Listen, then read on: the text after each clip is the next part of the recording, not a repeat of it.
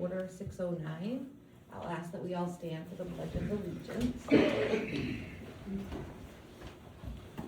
Pledge allegiance to the flag of the United States of America and to the republic for which it stands, one nation, under God, indivisible, with liberty and justice for all. Thank you. All right. I don't see the KSO, so we're gonna skip that. Public hearing, we don't have one. Any adjustments to the agenda, Christine? No, but did you want to do public comment, the first one? Oh, sorry. Public comment on items not on the agenda. Okay, we're gonna start a new thing. We have a podium. So if you would come talk, up at the podium, that way you're not having to talk through people. I'm not anyways, I'm not really. Actually, this question is for you, Madam Chair. Sure. On December 31st, I sent the town manager an email and asked specifically about the $10,000 limit going out to bid. And I put in there seems to be discussion with several other residents. There seems to be a lot of confusion with the amount, manner, and ways in which things should be going out to bid. Is it possible to have this clarified at either January or February select board meeting? The town manager graciously responded right after the first, on the second, and she said, as the agenda is the select board's chairs, I will forward this on to the chair for her discretion in placing it on the agenda. I brought it up in January. You said, oh, there's a blurb on there, which was right here. It was Article 51 regarding the revaluation and investment. So I again want to go back to my original question about anything over $10,000 going out to bid. Madam Chair, will you put it on the next agenda? Yes, we'll make sure Christine will put it on the agenda for next meeting. There's a lot of stuff that people are very upset about. It needs to be clarified, and it needs to be officially clarified by all. Absolutely. Thank you. All right, anybody else?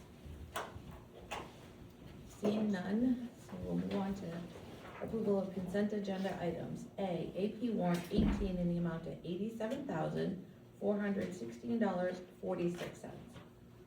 B, AP warrant number 19 in the amount of $3,119.177.89. C, AP warrant number 20 in the amount of $27,537.60. AP warrant number 21 in the amount of $27,110.36. E, AP warrant number 22 in the amount of $56,271.55.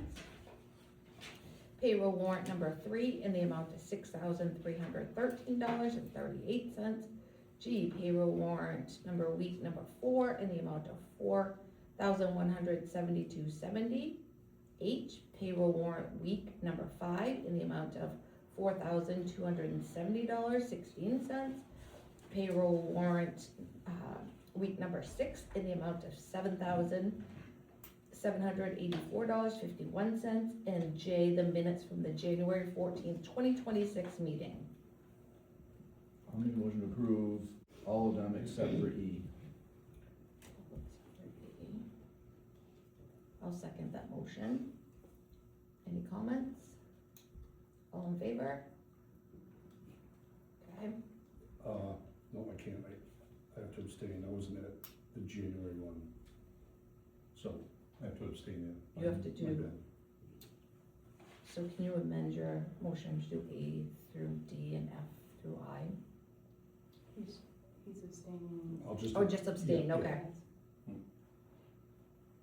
All right, I'll make a motion that we approve AP warrant number 22 in the amount of $56,271.55.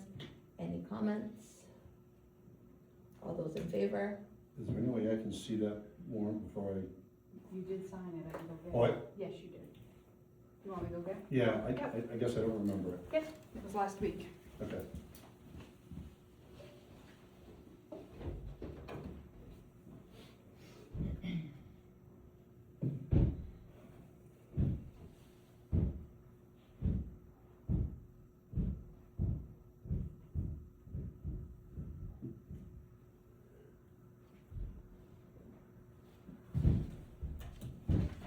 popped it in case you guys wanted to Thank you. make sure that was the one.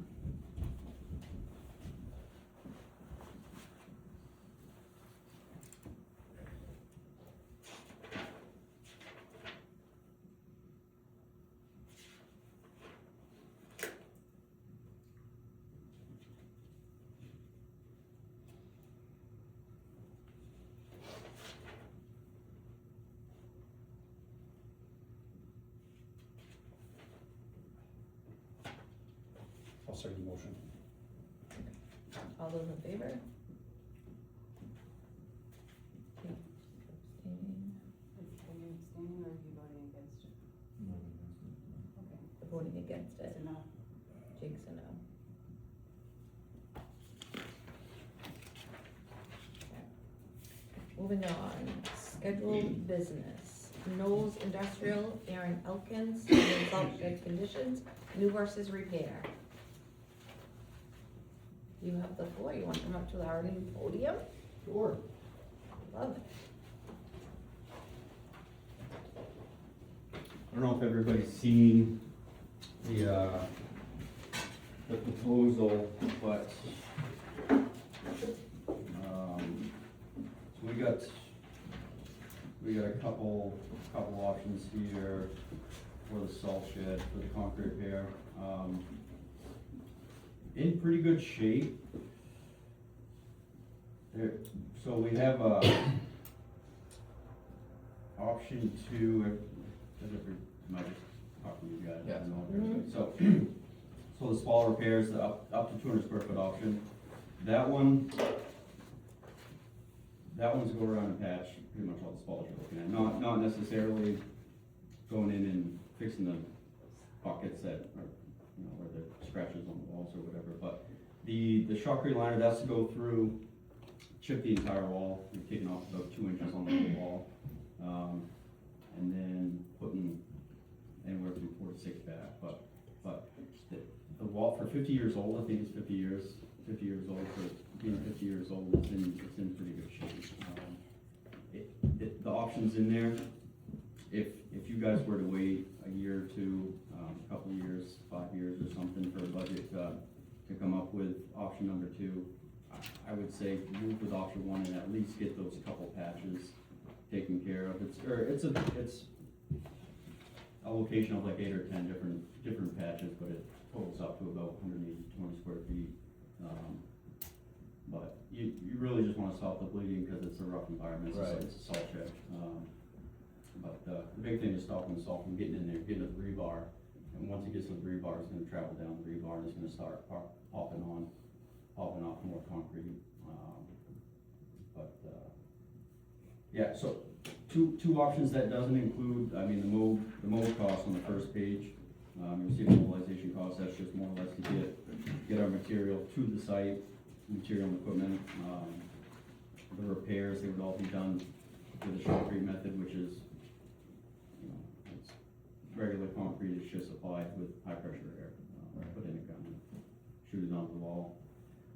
No form needed, but the two options, it really depends on which you guys have for budget and which way you would want to go, but I would say at least start with option 1.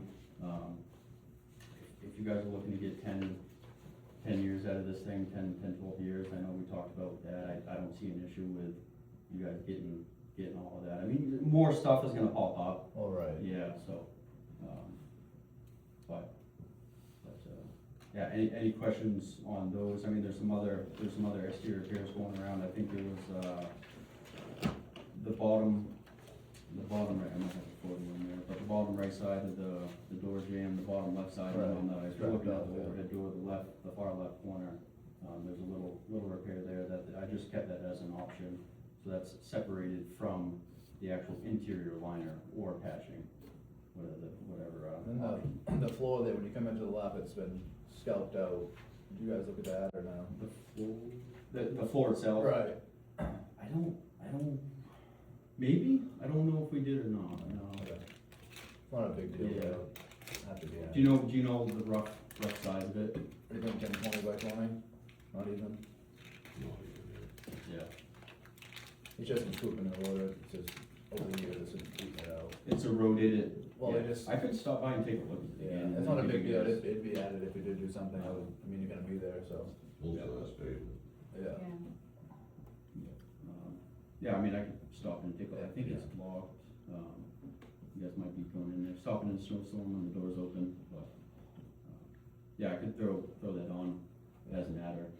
So that's the same thing, it's Right. go in, saw cut, chip it out, you're just gonna, we wouldn't shoot that in, we Right. would pour, Right, or right. just give it a, Yeah, give it a slick finish. I think it is actually asphalt, I don't think it's Right. cement. Okay, It's like yeah. flat chunks, so Right. maybe you could put that in with a road bed or Well, something. maybe, Yeah, we can do small amounts of asphalt, but if it's something where you guys have a road crew, something, have them run it over there, we do Yeah. small amounts of it, just we don't. Cost-wise, it's better for somebody else probably come and do it in that situation, yeah. But yeah, with the first option, you're looking to stop the bleeding, and that kinda sounds like a improper patch, it's not, it's. Right. You wanna stop the salt there from getting into the bed, the stuff that's popping off, all those patches that are starting to fall off, you wanna stop really any moisture from getting to the rebar, but especially a salt shed with that much Right. moisture and salt in the air. It's gonna just, it'll literally travel down the length of the rebar and start popping off a couple feet at the back. And that's, it might not happen over the next couple of years, but it's down the road, so that's a good option to start with. And obviously it's a much smaller chunk of change right. to cough up right now, yeah.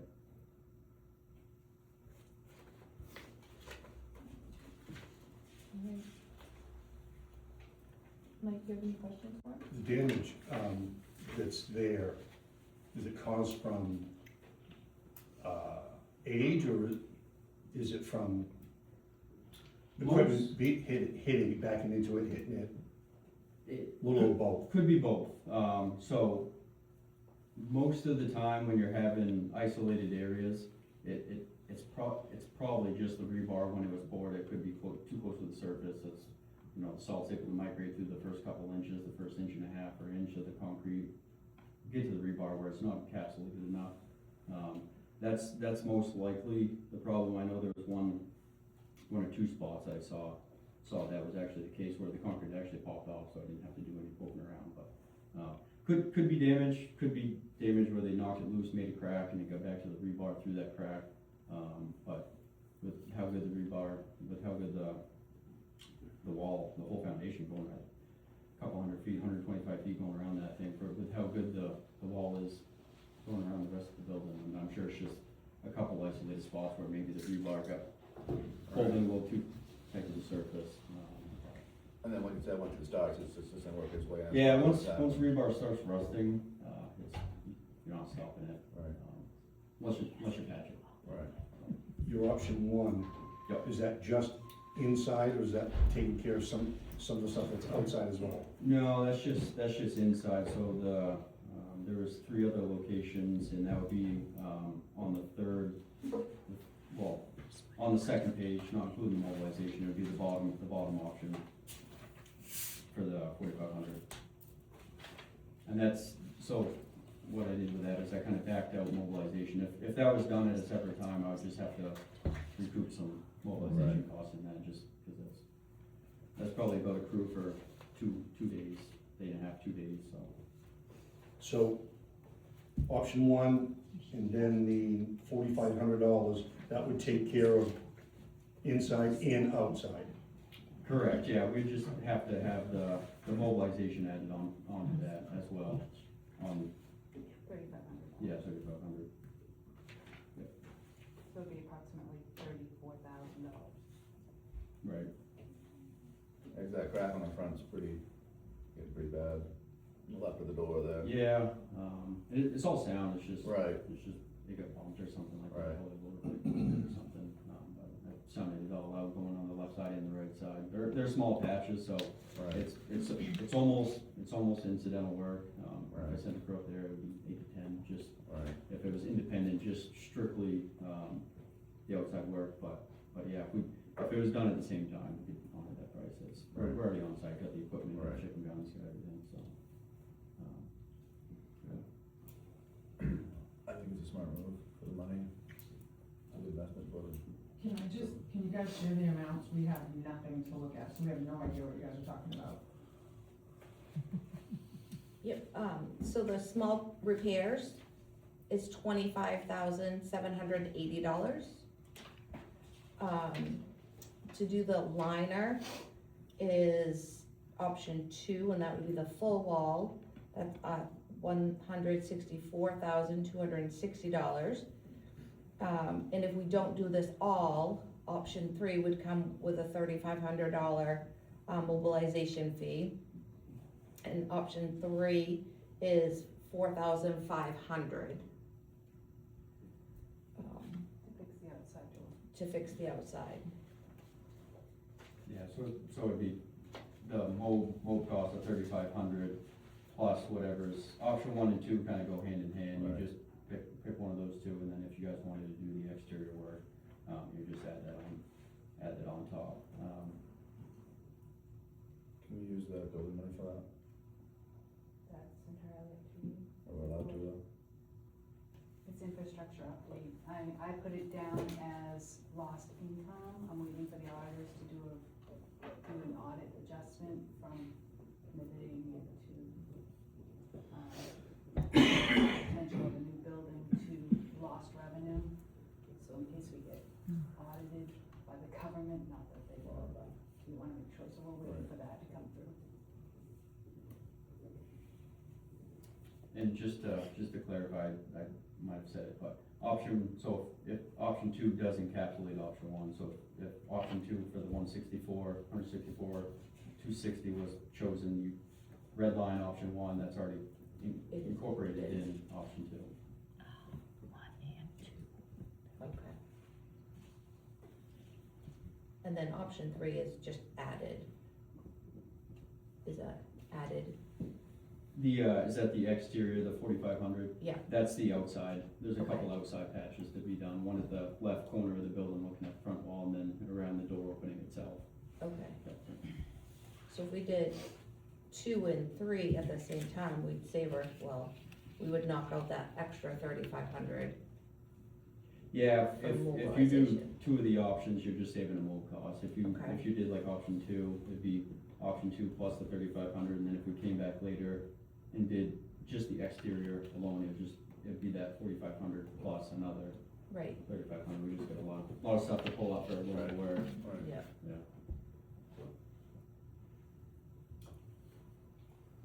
And the prices are only gonna go up if we put it off, so, Yeah, I mean, our work is pretty, it's mostly labor intensive. I Yeah. mean, like for option 1, I gotta buy like 4 to 5 yards worth of concrete.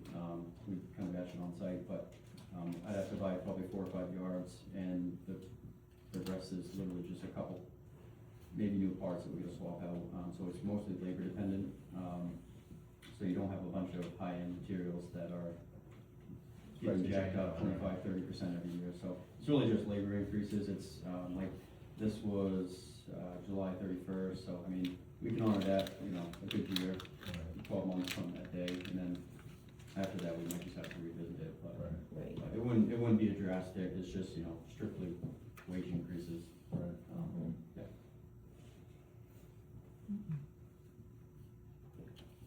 Mike, were you done with your questions? I was, Okay. Can we take this out of the TIF too, is that an option? I would have to go back and read that tip to see if it includes infrastructure. Okay. I can certainly take a look at that too. Just looking at different options. Sure. Okay. I mean, it's something we have to do, it's whether we do all 3 of them. And, Still a lot cheaper than a brand new building as they look at it. not have another 3,500. no, but eventually when you do go to a new building,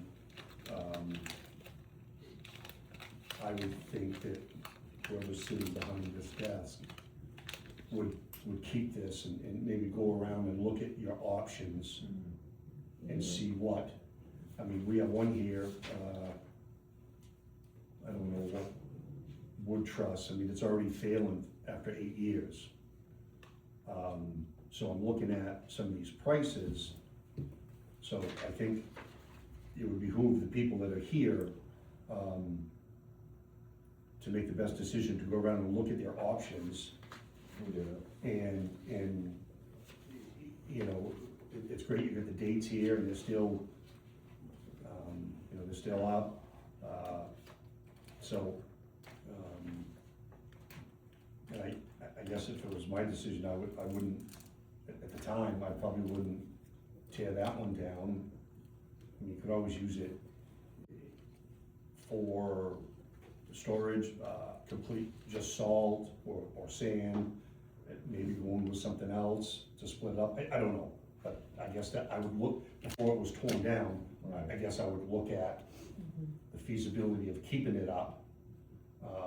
I mean, if we were gonna spend $164,000, which I would vote to do, I would look at obviously going out and seeing what's out there. I think when you go through Rockwood, they've got one of those domes, a nice knee wall and a, you know, I don't know what, you know, something like that would cost, but it seems like a lot of towns and municipalities are going to something like that. A lot of the DOT buildings have those, So, sometimes. These are the domes listed there, but they're all older. yeah, You can see yeah. prices. So, I mean, that's just my opinion as far as spending $165,000. If we were gonna do that, then it's my opinion that you would look at a new building, Right. you know? And I don't think we're there yet, for 30 some odd thousand, if it gets us, how many approximately, if no one's really I ramming into don't it? see why you wouldn't get 10 years out of it, I mean, Yeah, like see, I that's said, the other smart- stuff to me, is that's the all about, but You know, That's a big Band-Aid, that's all. absolutely, if you had a lot, if you know, 25%, 30% or more of the area had to get chipped out and patched, then I would say, okay, it's time, you know, but a lot of the salt has migrated through and got through, I mean, you guys have sealed it very well, obviously. Right. Make it 50 years in that condition, but, yeah, if 25, 30% or more of the building had to get chipped out and patched, that's almost when you start to weigh the options. in the spring, do you suggest a different type of, linseed oil, or? No, What- that's fine, I that's- mean, we have a couple different salt guard X, a couple EASF, H1000 sealers, but, you kind of want something that, whatever you guys are using, I'd keep applying Yep, that. yep. Yeah. Yep. Okay. So, we have to figure out where the money's coming from. Right, maybe take that out for the next meeting. Well, yeah, exactly, Right. we're in our budget cycle, Yeah. So, and, um, I mean, there are things you can cut. Right. we I just mean, have one right off the top, which I would rather not, but there is one that, I mean, you can cut. the number option 2, right? No, I mean, Or, in our budget. oh, yeah, yeah, And that's just something, so we know that we have to come up with 30, That sounds good. exactly, so. Okay. It's money well spent, and if it gets us 10 years down the road, and that helps this next board, whoever is here in those 10 years, to, decide, exactly. okay. So it sounds like we're all in kind of leaning towards the first option and the third option? Or do we wanna have Christine look at see if we could do all 3 and where the money would come from? I think I'm gonna pay the first and the third. Yeah, exactly, I'm not. Okay. Yeah, So I can don't think you can make an opinion or a decision on 165,000 without doing a bunch of legwork, and this gets us 10 years, and, you know, I don't know if there's any grants, do towns and municipalities write grants for stuff like this? Is there money out there? I don't know the answer to that off the top of my head. You know, that's I know we've something done that we a need to fair look amount. at. There are other salt sheds I could ask around, I've done Bethel, Yeah. and, a couple other ones, but not 100% sure. Usually it's CDS money, congressionally delegated spending money, which takes 2 to 3 years if you get approved. Well, I mean, now's the time to start Hasn't looking, opened or, up, yeah, I did look the other day You to know. see when they opened up, but. Okay. We appreciate your coming, your honesty, and, you know, it just seems pretty legit, so I appreciate that.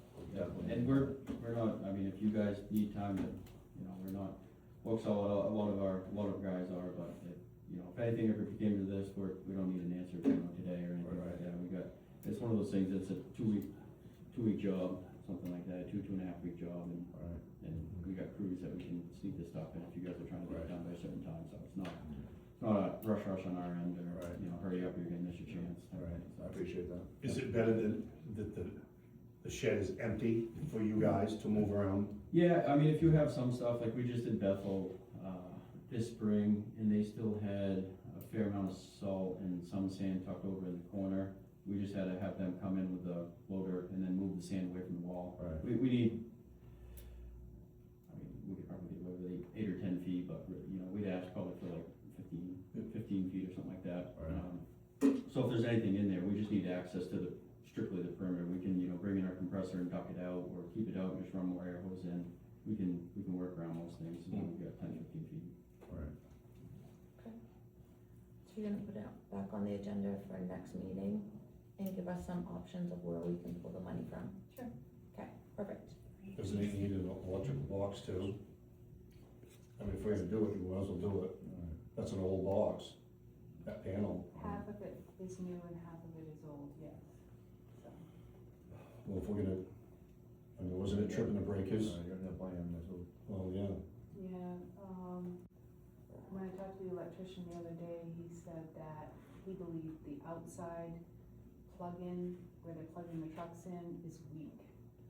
So that's definitely got to be replaced. He didn't seem too gung-ho about replacing the half a panel that's old right now because it's working. But definitely the outside one.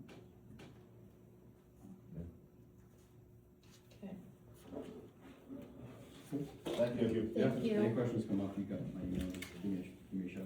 Thank you, Aaron. Thank you so much. Yeah, no problem. See you guys, nice meeting you all. Happy night. Nice meeting you. Alright. Number 2, discussion with VHB Carl Ayers, Windsor Road Bridge Project. How are ya? Hello, yep, Carl Ayers, VHB, good to meet you folks. Garrison as well. Yeah. So, I will say, just talking about salt sheds, we recently helped out the town of Penobscot with their new salt shed. I wasn't the engineer on that, so I don't know how that funding worked, but I can ask our folks just what happened there, and, you know, if you wanna reach out to them maybe and Yeah. see. Thank you for So, that. yeah, so Christine, asked us to come up here and talk to you about, the culvert on Windsor Road, at Toga Stream.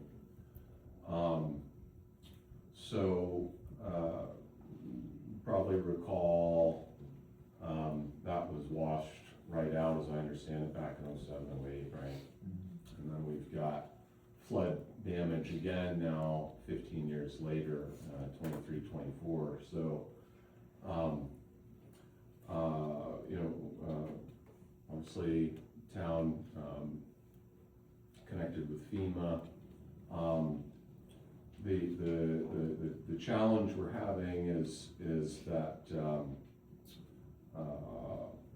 FEMA is seeing this, had been seeing this at least as a pure, disaster mitigation, as in repair in kind. So, you know, we've looked at it, with you know, some initial engineering look, and it's really not the right solution to be there, right? Structurally, it buckled in you know, a couple of years ago, and you know, then you had the flood water, so there's a repeated incident here. in which it's for solution at that location. So, long story short is that we've been investigating alternative funding sources outside of FEMA to try to get something that looks at what would be a resilient or durable solution here, rather than just putting a Band-Aid back on what's there. And so the Maine Infrastructure Adaptive Fund recently came out, or is about to come out, actually. We were notified about it. That opens late March, this whole application process.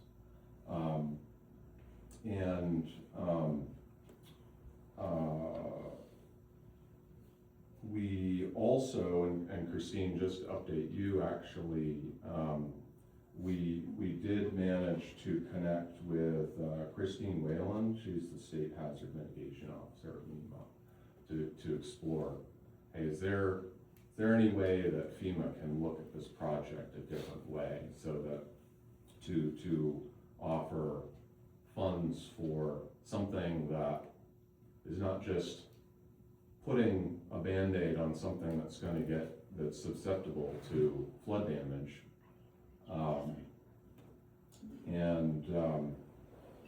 And so Christine was very helpful. She said that there is there's a new round of flood mitigation assistance to be coming out. She's not sure when. She's going to notify us of when that is. But the long and the short of it is that there are new funding opportunities that are going to be coming along during the future.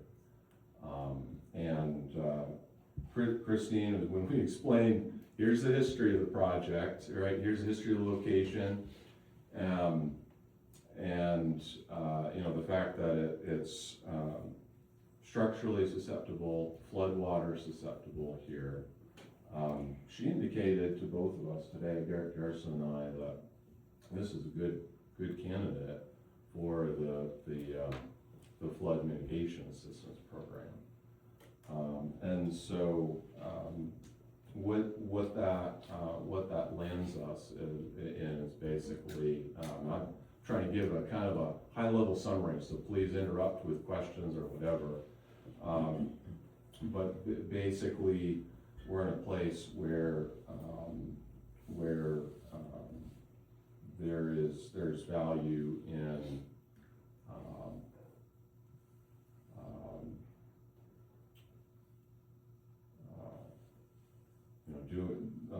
doing some help me out here, Garrett. He's my my grants application guy here. So so I think the thing here is, so the thing here is that we really have two different funding opportunities, which we would suggest, our suggestion is to pursue both of them. And one is the FEMA Flood Mitigation Assistance, FMA. That, as Carl mentioned, that's kind of rooted through MEMA, Maine Emergency Management Agency. But we don't know, that's a federal grant application.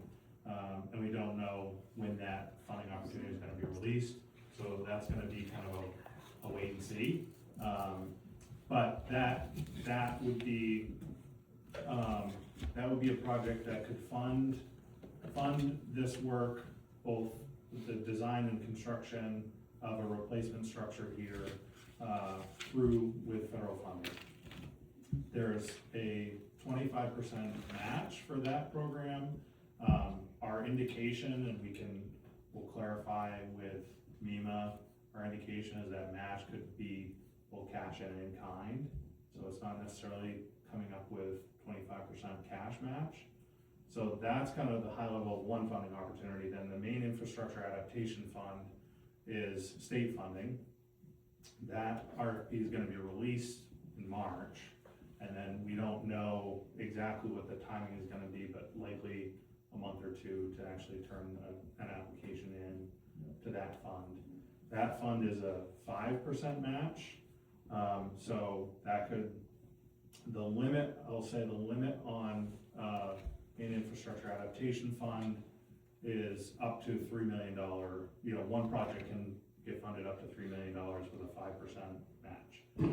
The federal funding is up to like $25 million with a 25% match. So both are in the range of, anticipated design construction costs for this project for a replacement structure here. In the state program, Maine infrastructure adaptation, I mentioned 5% match, also can be cash and in kind. So it could be actual dollar value that you're contributing, the town's contributing, or in-kind services from other sources. And then the big thing we want to mention too is that we've been having some initial conversations with folks in the state who fund these projects, and my quick message to you is it's not necessarily, when we talk about potential cash match, it's not necessarily the town coming up with that money, but we think based on some initial conversations, there may be ways to kind of get funding from other sources that would contribute to the town's match for those grant programs. And So is that like president-wise and all that, you track of that route? Yeah, exactly. Right. Yep, so because this project is a priority for DMR, Right. because you guys know the new fish ladder was installed up at Togus Pond in 2019. Our conversations with DMR and some of our initial modeling show that this is likely, if not a partial barrier, possibly even a full barrier to alewife passage. So kind of, it's sort of a perfect storm, if you will, of like an infrastructure issue that's also got the environmental component that kind of opens the door to some other funding opportunities from a fish passage Right. perspective, and that may be of interest to other funders.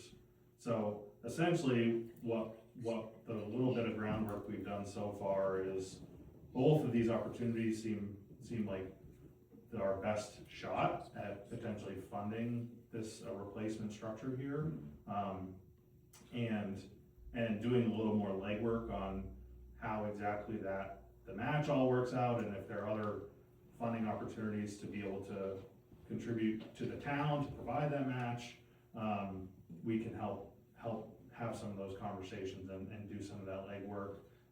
And I'll also mention just quickly, I know at least the FEMA FMA funding will allow pre-project costs to be counted towards the grant application.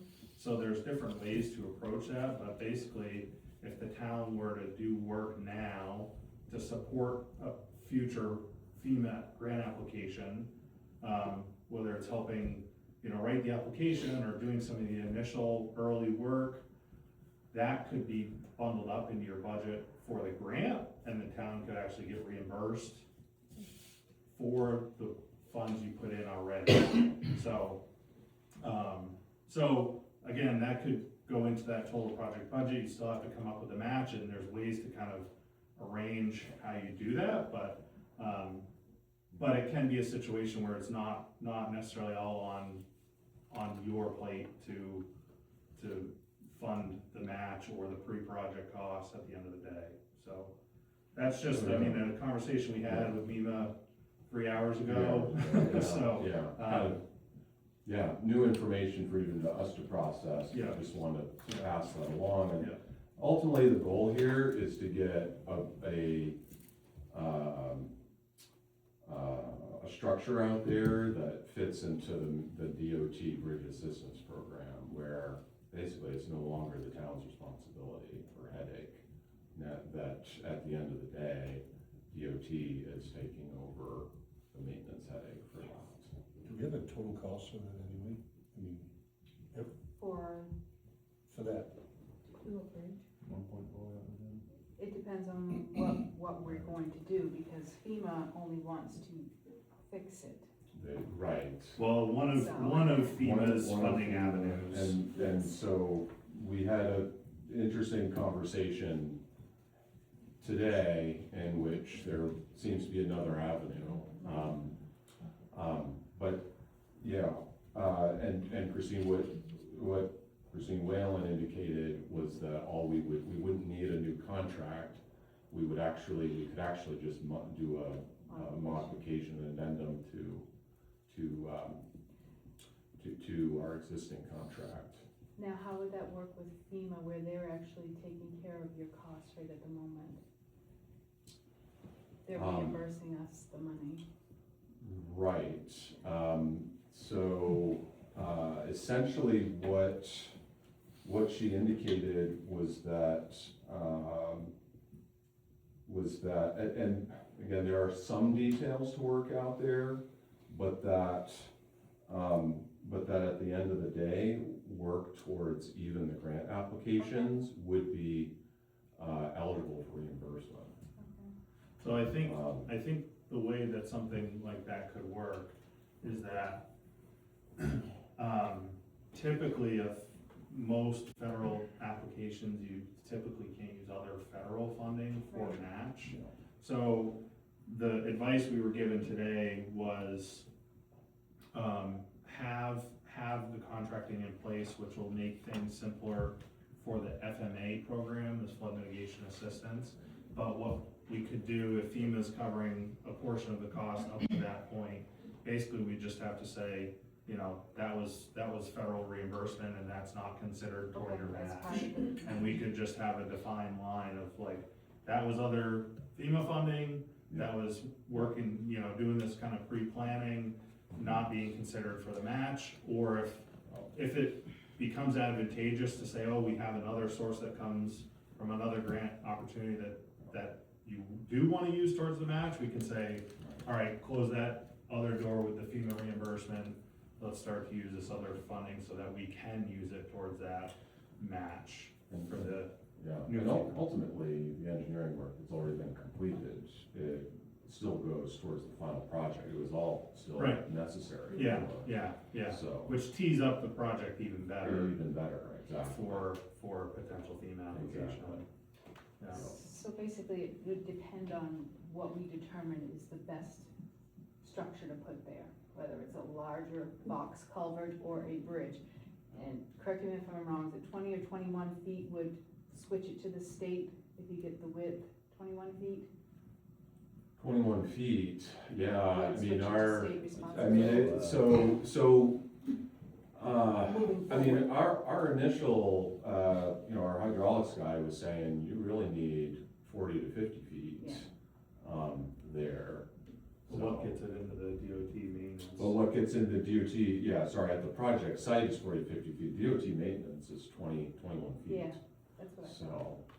So, It would and, switch it to them, we wouldn't be Yeah, responsible for it and- anymore. yeah, and 200 cars a And it's gonna be day, all that of looks for like, sure. I'm sorry. It's gonna be all 21 feet for sure. oh, That's what Right that now, model it's is. not. Absolutely.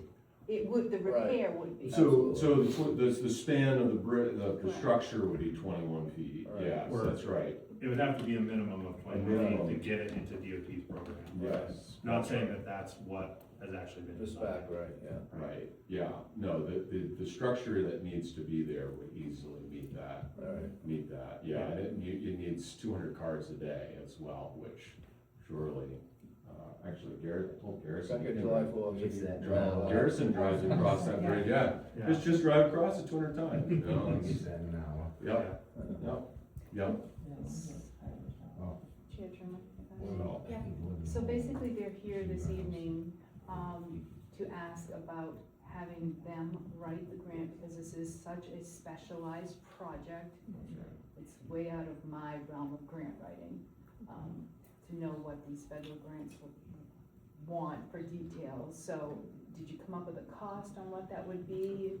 yeah, so, And if I may, just before we Oh, yeah, get into please that, do. I think our suggestion, our recommendation would be, make sure we're going after both of those opportunities. yeah, So, the Maine Infrastructure Adaptation Fund, MIAF, which is gonna be released in March, and also the FEMA flood mitigation assistance, which TBD, it is supposed to be sometime this year. We don't know exactly when that would be opened for applications. So, yeah, as far as the number is concerned, again, I've not had time in the last few hours to consider both, but, for just the MAIF, we're looking at like 15 or so, 15 to 20K.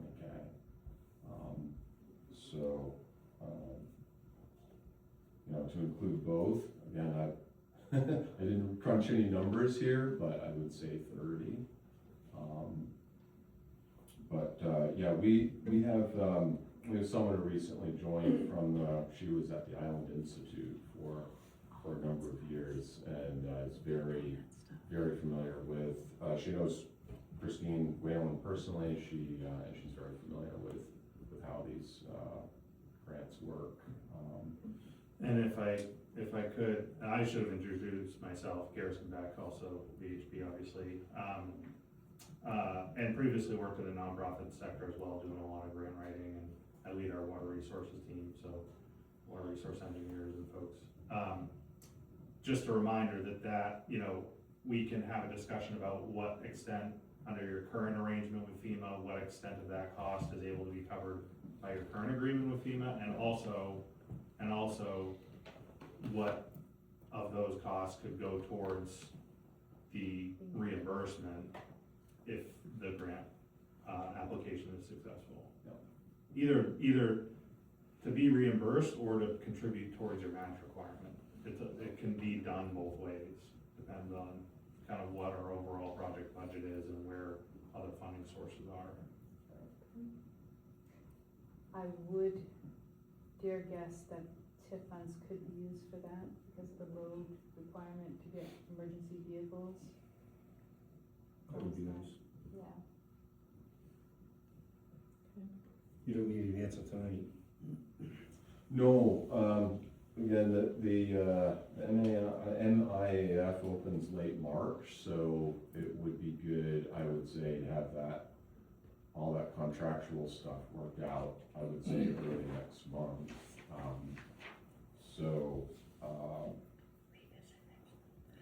That would give us time, I think, to move. And the application process is open for a couple of months. That one we believe so. We've got a meeting scheduled, with the program officer, not next week, but the week after, actually, to better understand the details, but that's. So you write these two grants, right? That's right. What's the probability that you get them? So, again, when we talked to the MEMA officer today, she said she sees these, she literally said she sees these all the time, and this fits the exact profile of what they're looking at for FMA. Initial conversations with MIAF person indicate this also fits well, and having, when you have, essentially, when one agency sees that another agency strongly supports, and this has strong support from DMR as well, that support just adds up. So we feel right now there are good chances, given the conversation we had today. That's with DMR, with the fish ladder, is just a huge deal, it's a lot of money just for essentially nothing at the end of the day. Right. Yeah, Right. yeah, exactly. This is, exactly. I mean, we That's right. could easily get a support letter from DMR with Yep. the strongest language possible, that this is a priority project for them, and they totally support the project, and like you said, that it's now really close to a full barrier to deal with getting up to that fish ladder, Right. so it's. I remember they had a pretty tough time there this past spring with all that, they had a pretty good scene about it, so Yeah. it should be hard to pull a stamp on that one. Yep, yep. I guess if we can figure out if TIF can do that, I hate to wait till the middle of March for that meeting, cause that puts you guys kind of in crunch time, I don't know. I just don't wanna be behind the ball on it. Yeah, When's the next select board meeting now? It's the second Wednesday of the month. Second Wednesday. So Yeah. It's, So, I don't know the so dates. that would be, that would be March 11th. March 11th. March Is that too far out for you guys, or? I mean, I don't have a problem We coming can in. call it Think- special think- We meeting. got to put a meeting at the end of this month if you Yeah, had to. if you, if you could, I just want to that come to you would, guys that would tonight, it's a help. big deal, right? That would help, yeah. Yep. And I think we could probably, between now and then, we could probably follow up with you, Christine, and kind of Sure. figure out That's right. what extent of costs can be covered under your current arrangement with FEMA, and kind of, we can do that sort of budget analysis and see what can we fund with FEMA, what is potentially your other source, and what, even in the next 2 weeks, have that conversation with the MIAF folks, and have an idea of what kind of the total project budget, probably, just big picture, high level, and see kind of, if we go these couple scenarios, what can we use towards match, how that might all work out, and we could probably have a better understanding of how that all could work by that next meeting. So I'll get some stuff together. I Yeah. had left a message for Palmer also because of his involvement with that. Yeah. But he didn't get back to me because I thought it might be of interest to their Right, group all right. to contribute, so. Yeah. I'm sure if they got out that we were doing that, they probably, somebody was gonna jump on the wagon. Would come. Okay. Right, So we'll make a game plan. and then we'll hold another meeting at the end of this month? Yep. Okay, perfect. All right, Thank you well, guys. thank you. No, for thank coming. you, appreciate Thank it. you for your knowledge. All right. Number 4, discussion surrounding additional staff of Gardner Ambulance. That's you, Sean. Let them play around a second. Yep. Oh, sorry, you're not up yet. Hear about the ambulance. Sorry, I have to put you on the back burner for just a minute. I thought I was cool. You are. Number 3, review, discuss, and I'm one and a half, though, possibly Sean. approve student representative information. And I was reading it, so. Chair Truman, as you recall, last meeting in my manager's report, I had said that I had spoken to the school, and Superintendent Tuttle. They were super excited about having a student represent us. I did draft together a letter that I would like to send to the parents of incoming juniors and seniors, asking for a student representative. This letter was approved by one of our school board members. They were excited about it. So I just need your blessing to say, this is good, let's move forward, we want a student representative. If you so choose, I know it's been mentioned several times. Yes, I'm on board for it. Jake? Mike? Oh, yeah. Okay, You okay with that letter? Yep. All I right. read the letter. I'm okay with it. You guys okay with the letter? Okay. Thank you, I will send it out this week. Perfect, thank you. I'm excited to finally get that on the update. Okay, Sean, now it's for you. You have the letter, did they have the letter that you got Yeah. last week? I think I read it. I only got an email from, You didn't get the, from Honor. it wasn't the full letter? Oh, okay. He was still working on it with Denise, is what he told me. I'm gonna read on it, and then send it out the full what, so we'll get in there, but I'll forward it to you. Okay. Alright, I'll just summarize it. So as you guys know, we belong to Gardner Ambulance, which is a regional community, and then half of the city of Augusta covers the other half of Augusta, or Canton. Gardner Ambulance is set up with board of directors, the fire chief, and we have a budget that goes on with that, so they cover basically, 1,600 residents per year. So Gardner Ambulance did around 3,400 calls last year with 2 ambulances. We're at the crunch point right now where staffing is pretty minimal. I got the numbers here, I'll pull it, I thought you guys maybe had the letter, but I'll pull it up. I think we were at the level last year of 3,400 roughly calls, and we're staffed with roughly 5 people a day, 24 hours a day. So that's 2 ambulances and a fly car. That's what they staff. We cover all of Gardner, Richmond, Litchfield, West Gardner, Farmingdale, Pittston, Randolph, and half of Chelsea. So it's over 220 square miles. So every call that they do is an average of 2 to 3 hours of turnaround time, depending on where they go. If they go to Brunswick, they go to Augusta, it takes about 3 hours to get that ambulance back in town, back in Gardner. So call volume has obviously increased over the last several years. In 2025, the ambulance or the station was empty 737 times, or 61 times a month. There was nobody in the station, not even the fifth person. So we voted in November to start looking at a swing position, which will add 2 positions to Gardner Ambulance, which will give us Monday through Friday coverage with 3 ambulances, and then Friday, Saturday, full-time, 24/7, it would be covered, and then Sundays would be back to the 5 personnel. It roughly adds about $8,900 to our budget for the ambulance. I think we're at $15 or so, $16 per capita for it. If you're looking at Delta right now, Delta's asking to anywhere from $35 to $60 per person per capita for their towns that they cover. We're less than half of what they do.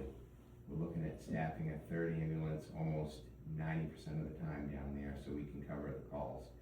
Not only do we get the staffing for the ambulance, but if we have a fire call, they will come to a fire call with at least 2 personnel or something and help out with that. So we're just out there reaching out, kind of giving an idea of what we're looking at. I got the numbers here.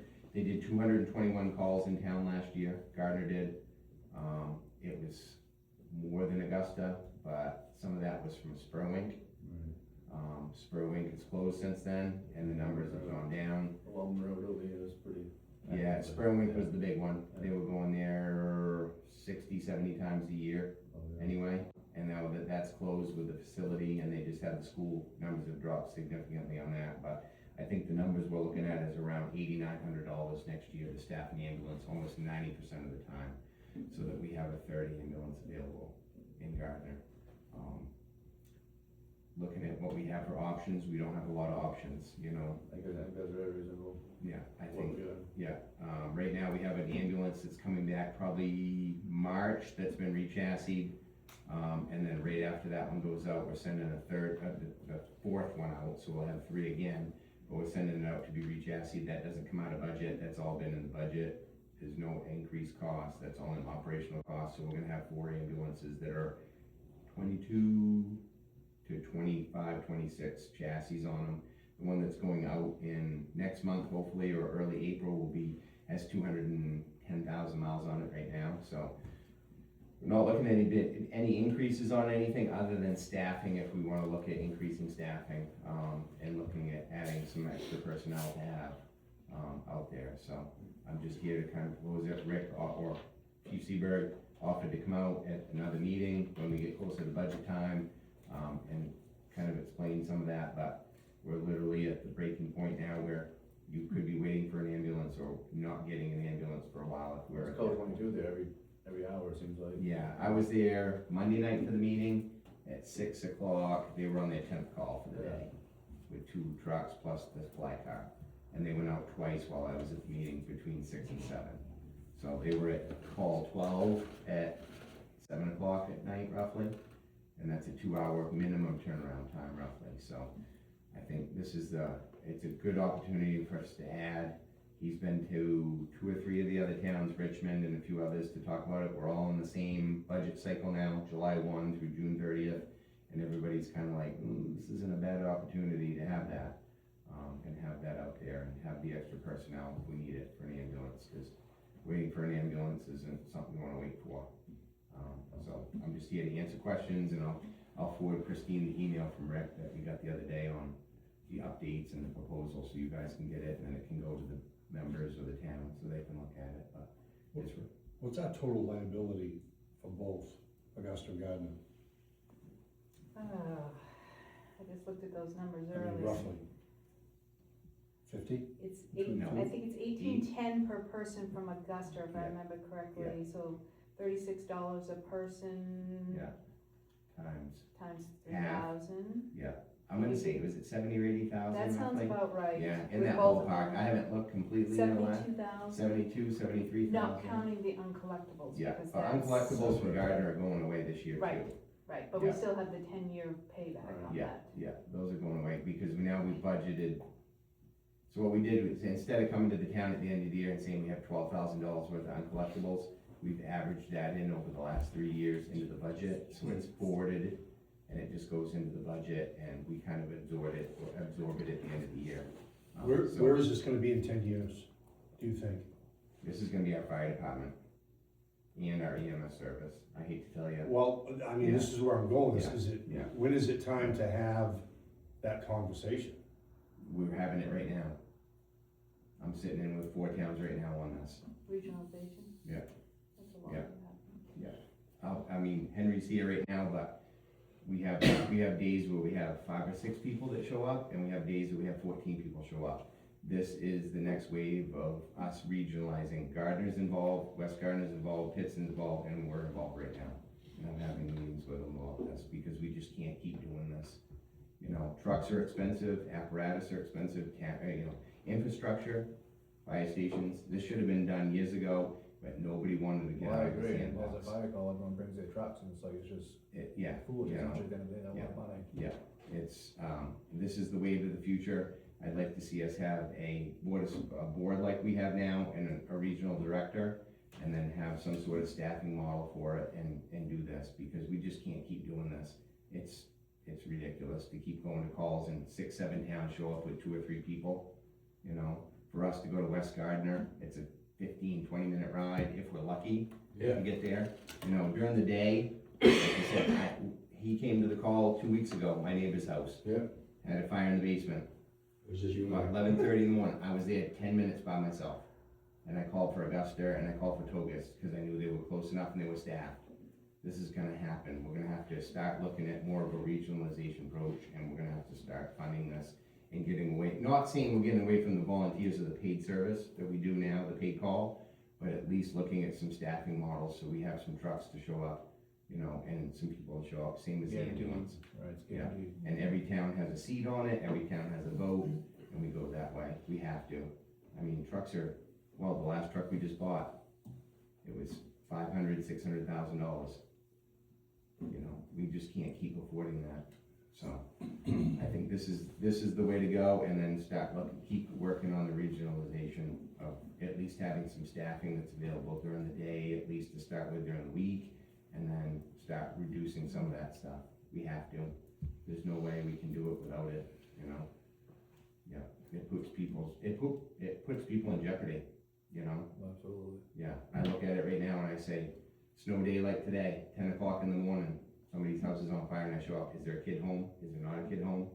Because there's no school, Right. you know, and I've got 2 people standing there, and I'm supposed to have 4 in, 2 in, 2 out. I don't have it. We don't have it. And it takes 10, 15, 20 minutes to get some of those people there. And If the they're population lucky. is gonna keep rising. Yeah, you know. so, but the ambulance is the way, this is what we're looking at right now with the regionalization and the service. I think what we're paying right now is, for what we're getting, is super, super inexpensive. If you're looking at China and Vassabro and some of those towns, they're looking at paying $60 per person per capita for ambulance next year. We're paying, well, less than half that for what we're getting, and it seems to be working, the model seems to be working pretty well, So you guys had a good group of brains in there, figuring out numbers and making things work. Yeah, It definitely helps. Yeah, it's just a it's lot of definitely hurdles to work leadership over, but, so I'm just looking for support, or any questions that we need to bring up and come back for another meeting from Rick, at least on the ambulance side of it. And say, we're looking to staff another ambulance at least Monday through Friday, and then Friday full-time, Saturday full-time, and then Sundays would be the one day, cause that's the one day, for some reason Sundays we have lower numbers. They can get by with 5 if they have to.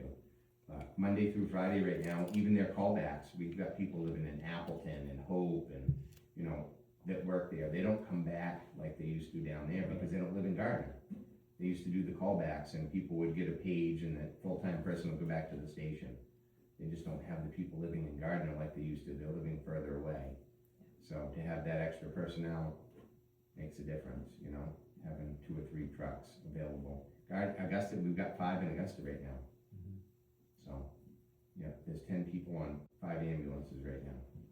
So, The fire trucks don't really gain people, but the ambulances do for some reason, so, yeah. And they haven't changed their numbers, their staffing has gone up, their ambulances have gone up, there's 2 at Central, there's 1 at, by the Civic Center, and then there's the Bangor Street Station and stuff, so there's 5 ambulances available in Augusta, but they, you know, we haven't had really an increase from them in quite a while. I actually Yeah. sent an email to Manager Mills, Yeah. City Manager Yeah. Mills, and he's forwarded it on to the 2, Broder and Leach, yeah. yes, Broder and and Leach, they're yeah. supposed to get back with me to make Yeah. sure that number is solid for our budget, Yeah, because, it stayed the same for quite a while. A long time, the numbers may be Yeah. marginal, but we pay exactly what the Sterling, residents do. Sterling definitely jumped out of that by Yeah. factor on that, Yeah. for sure. So, I think when Bill Brigio was there, he didn't do this non-collectible stuff, he just kinda averaged out what a Yeah. call costs. Yeah, yeah. And that's what he put out. that's what he billed out for us, yeah, yeah. Bill was very good about that, Yes. Bill was very fair about it, we paid exactly what a resident from Augusta paid for the ambulance, Yes. and that's what we're trying to do in Gardner with the whole thing, and that's what we're doing. It just happens to work out, we work with 8 other towns, you Well, know. the thing is, that So- down the road, when you guys do this whole regional thing, it's just gonna benefit so We much have to more. do it. I know I We can have do it, to, you know, yeah, yeah. But We have to do it, at some point, we have to get rid of some of this stuff and have some better staffing and better model of it, you know, to keep a better service for people.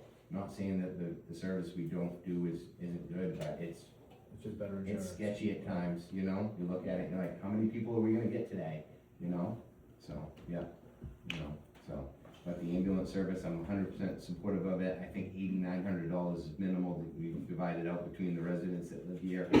You know, it's super, super good to have that extra staffing and whatnot down there for it, so, yeah, Yeah, it so. needs to happen. So, but are there any questions, you want Rick to come back with me sometime, or, like I said, I'll be glad to explain it I'll send you the letter and we'll just go Yeah, from there, but I'd be glad to explain it a little bit at that, I mean, I don't see many people having an issue with it, and I don't No. really wanna waste too much of their time, they get better things to be doing, Yeah. in my opinion. It's only $800, it's Yeah. a lot of money, but it's not at the end of the day. yeah, it's not at the end of the day, so like I said, we're not looking to get into the black, we're not looking to get into the red, we're just looking to break even at the end of the year and pay the bills and whatnot. Right. Well, So that the service- essentially, it's an enterprise fund, that's all it Correct. should be. I mean, they Yeah. build up the capital to buy new ambulances Correct. because it needs to be done. Yeah, They're we're not basically making money. it's basically a nonprofit, yeah, the ambulance is a nonprofit in Gardner, if you look at it, the way we do it now and the models that we have, it's nonprofit.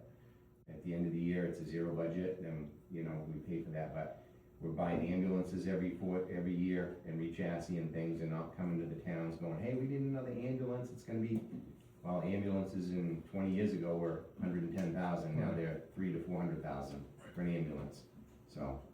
To be able to do that, not come to the town and say, geez, we need to come up with this money, it's nice to have that in the budget and not even worry about it, it's taken care of, so, yeah.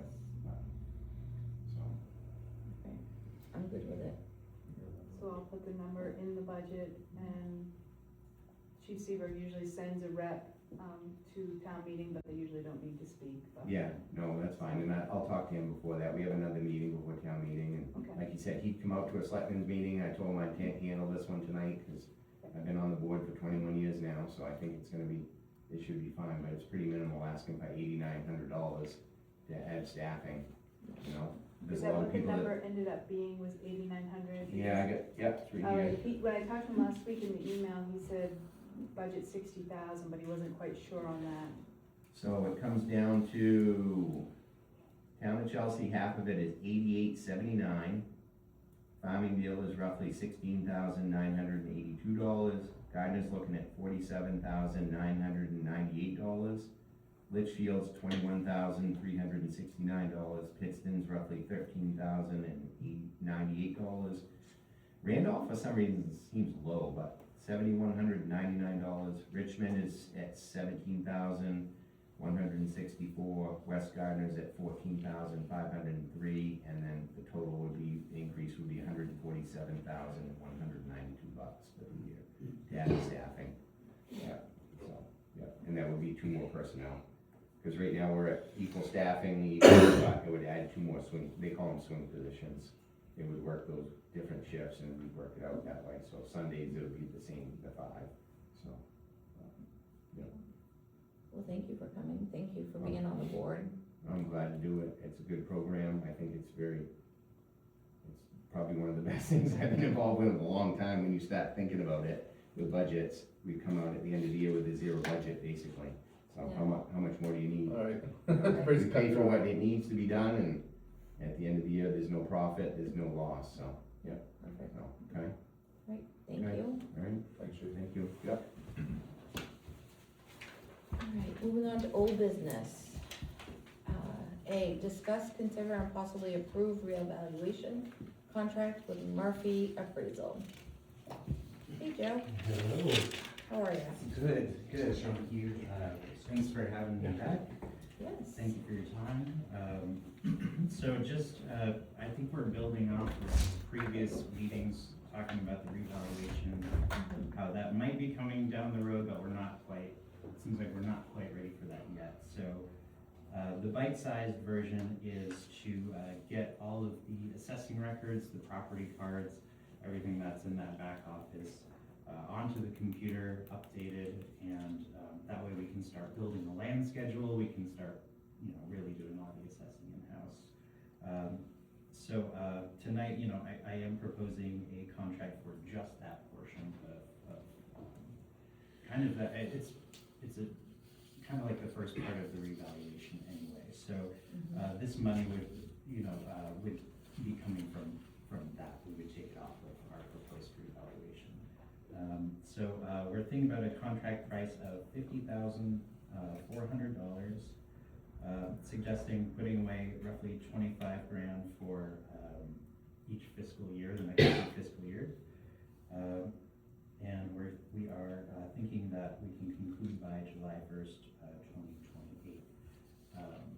The beginning of this process would most likely be when we get the Trio long screen in July, which we have now purchased, which is fantastic.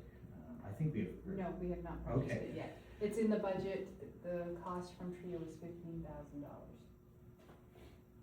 Gotcha, okay. It may be contingent upon the purchase of that, as we cannot load sketches any other day without that, but, hey, if that goes through, then, this would be the next step. It would certainly be a bite-sized step towards a revaluation without just doing that in one whack.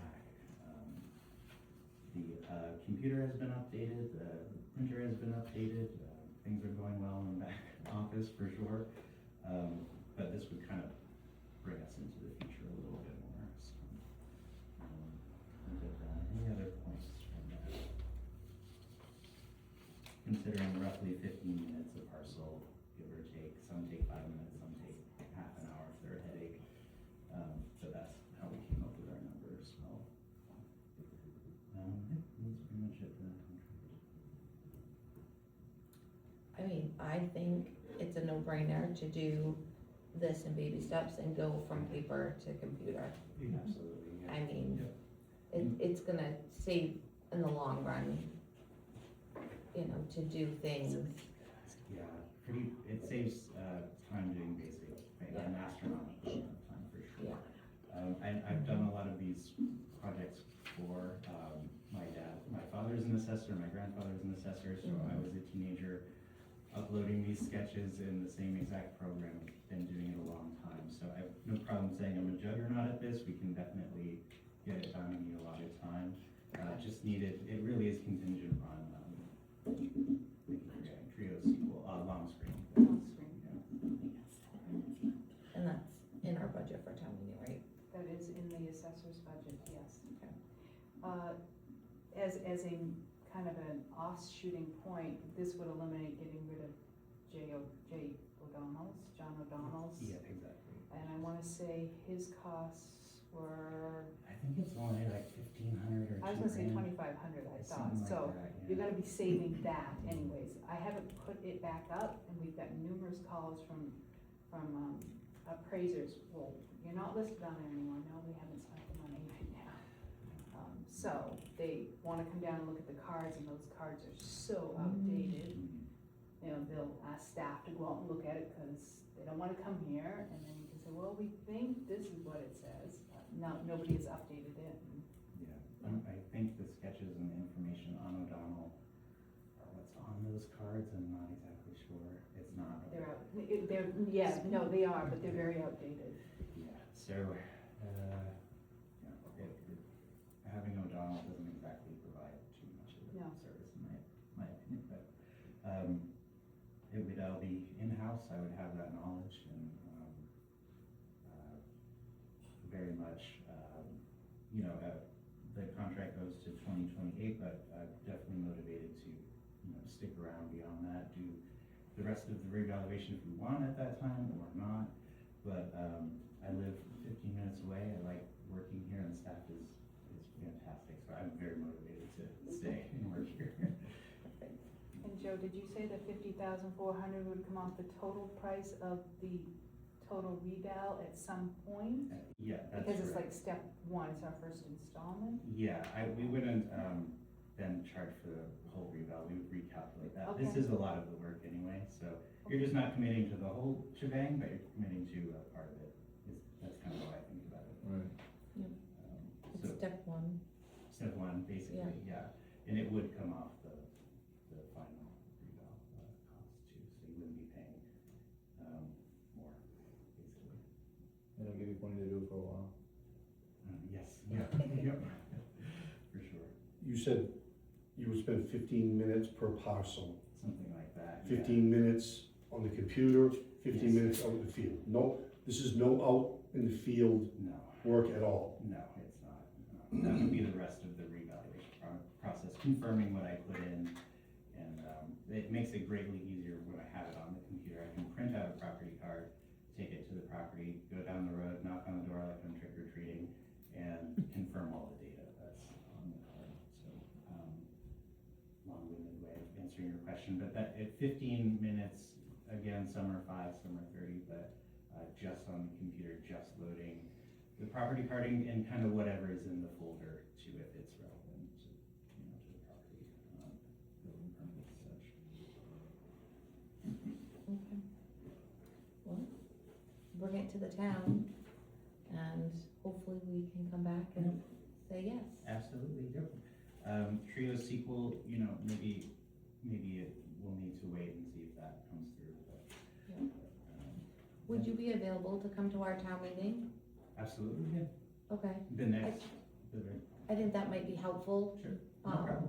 cause there's probably gonna be questions about this and, Yeah, absolutely. and having you there with the knowledge you have. I mean, we can speak to it, but you know what you're talking about, like, I know it's going from a card to a digital system, but I don't know all that entails, so. Right, it does take an assessor's eye to kind of put that in there and build this land schedules and such.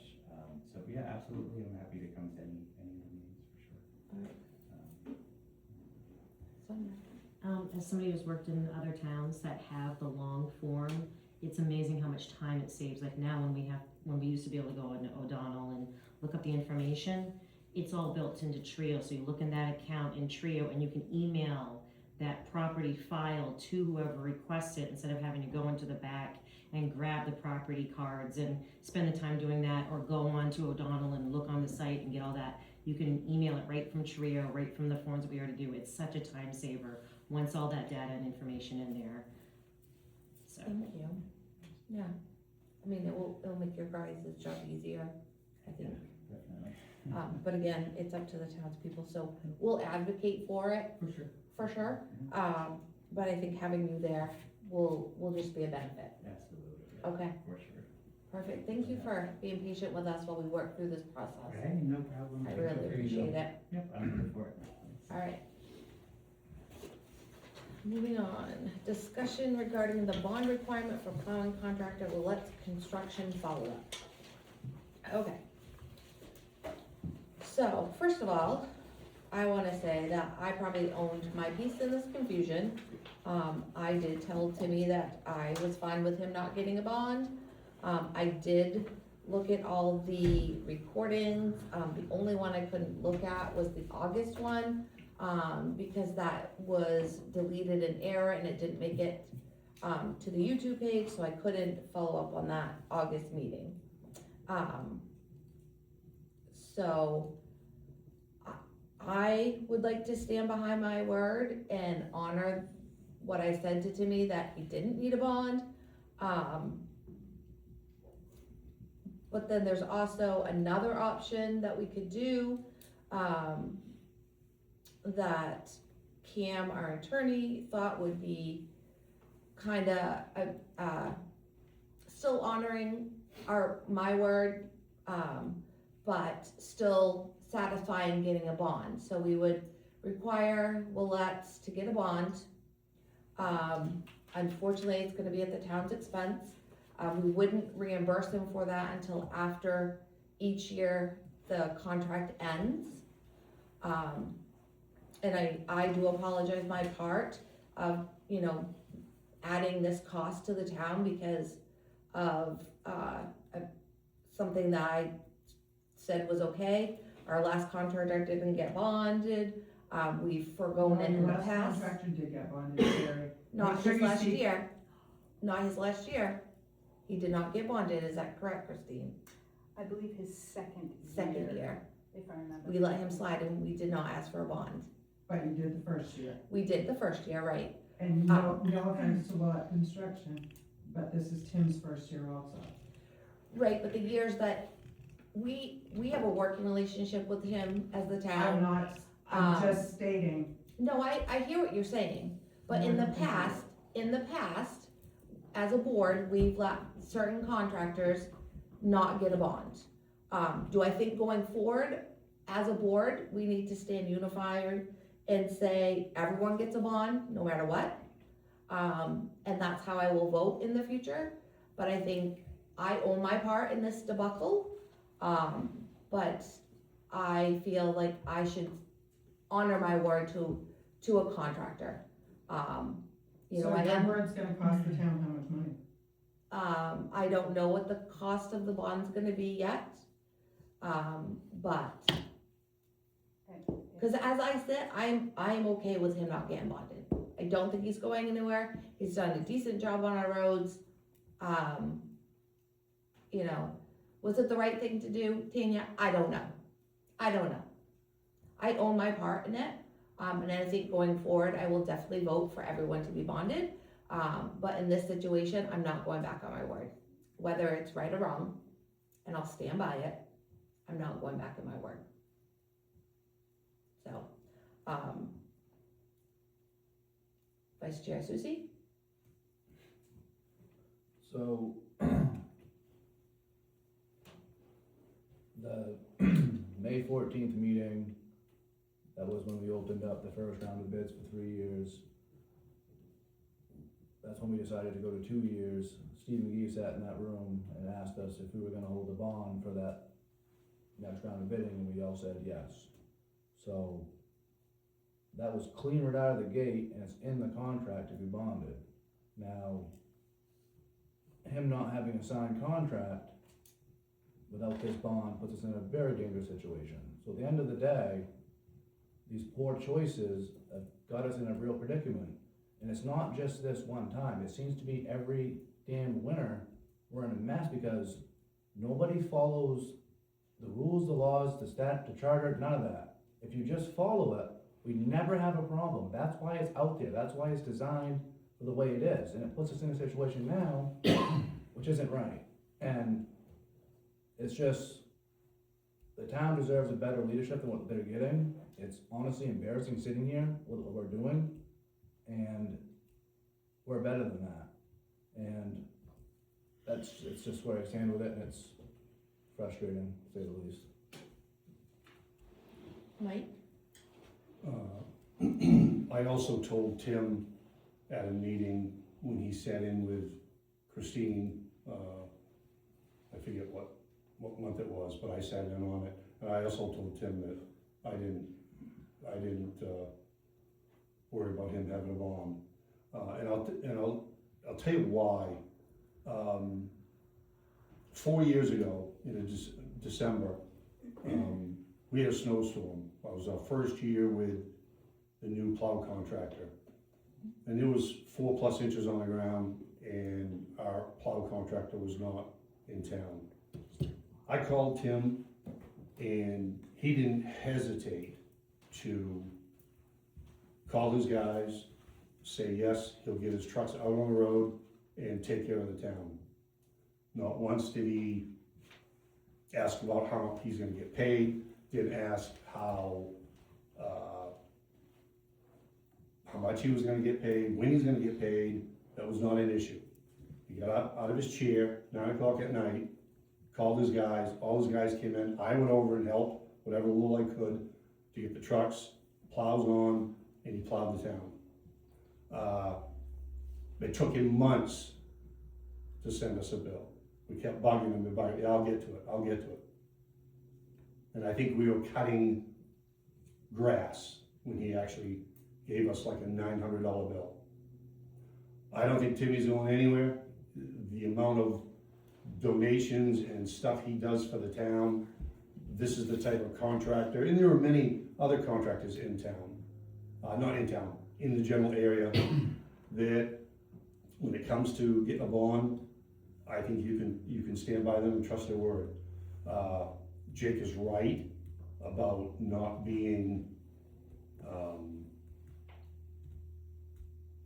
true to our word about getting a bond and whatever, and we do waffle. I have said it a few meetings back, I am one that waffles at that.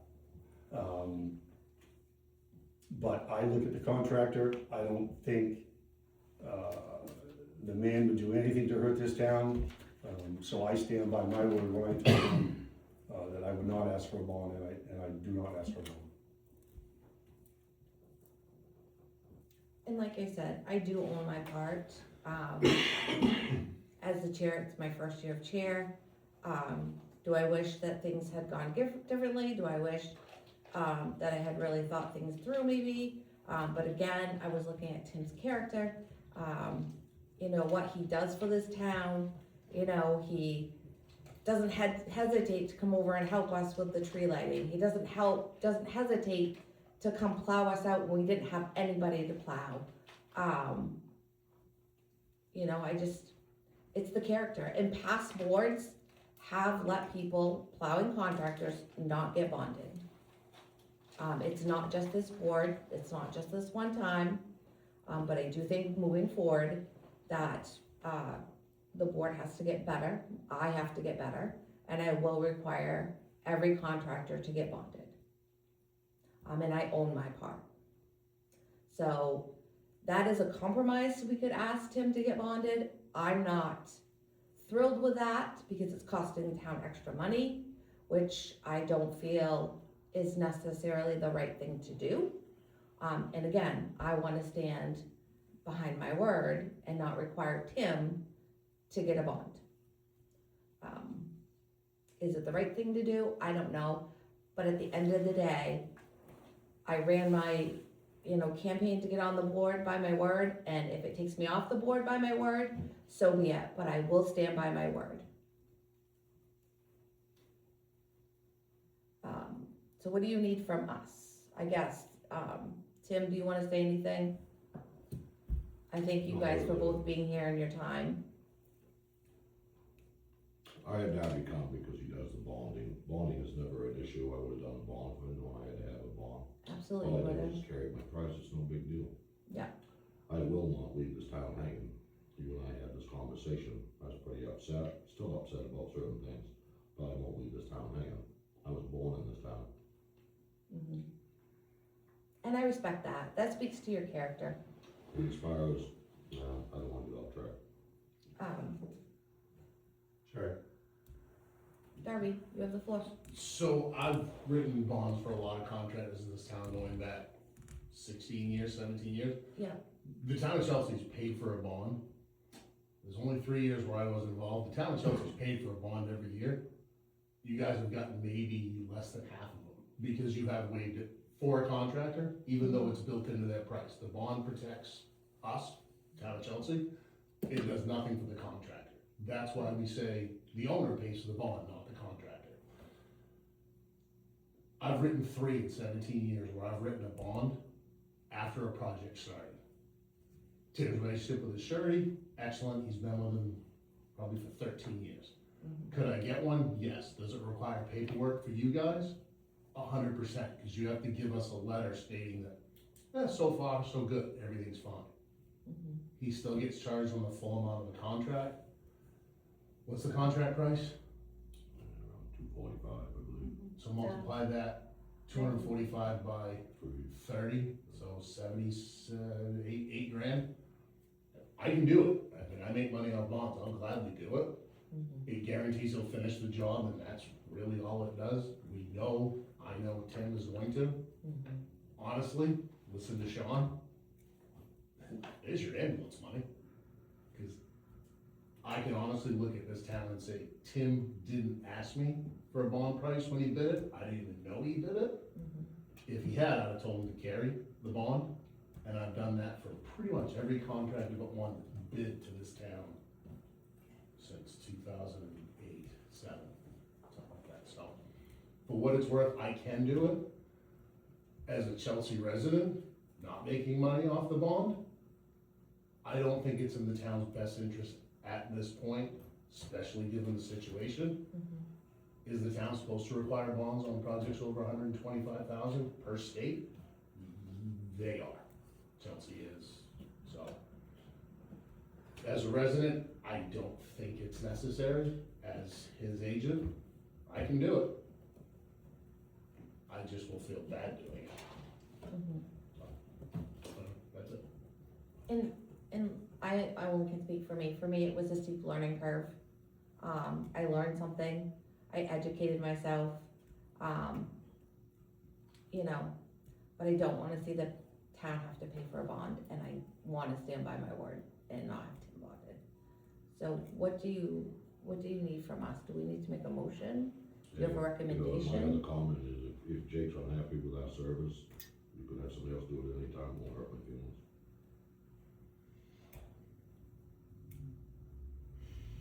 I mean, I can speak for myself and only myself. I know that I've checked in with Christine, she hasn't gotten the complaints. Yes, there's been a few mailboxes, but you have been right on them. We have more we gotta go out and pay for. And some of those mailboxes aren't even on you, but you're still making right with it, but, I just, you know. You know, there was another question about this over $10,000 bid thing. I'm terrible at billing, as Mike just said. Yeah. The bill that I gave Christine a while ago, if you guys look at that bill, you're gonna see that was over 8 months. I don't really know. Yeah, it wasn't one bill, it wasn't one job. Over 10,000. That's how you billed it. It was a patch over there, it was a grading job. Yeah. I mean, it's, But there were also jobs that Christine asked you to do that weren't itemized on that bill.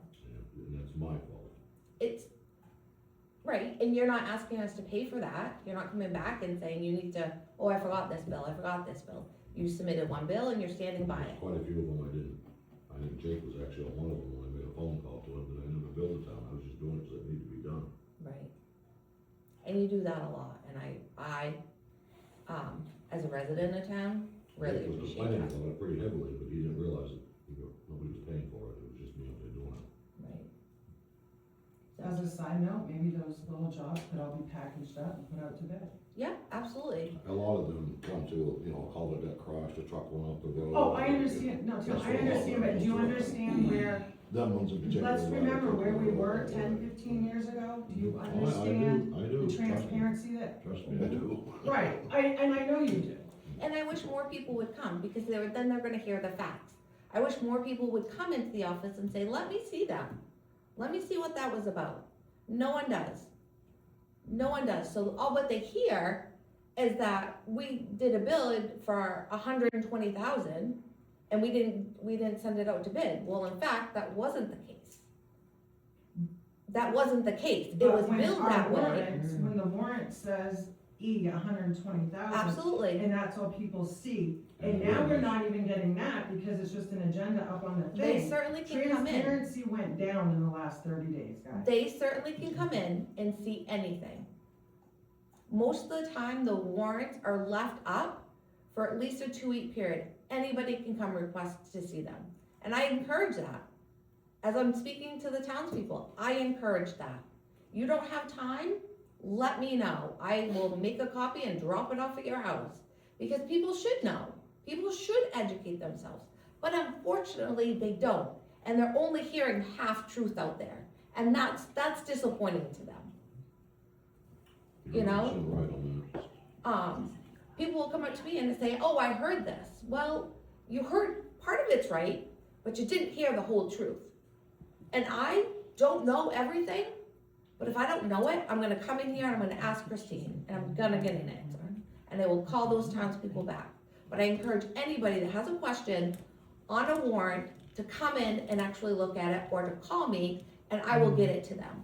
Because then they would really educate themselves on what the facts are. And that's what our townspeople need to hear, not half-truth.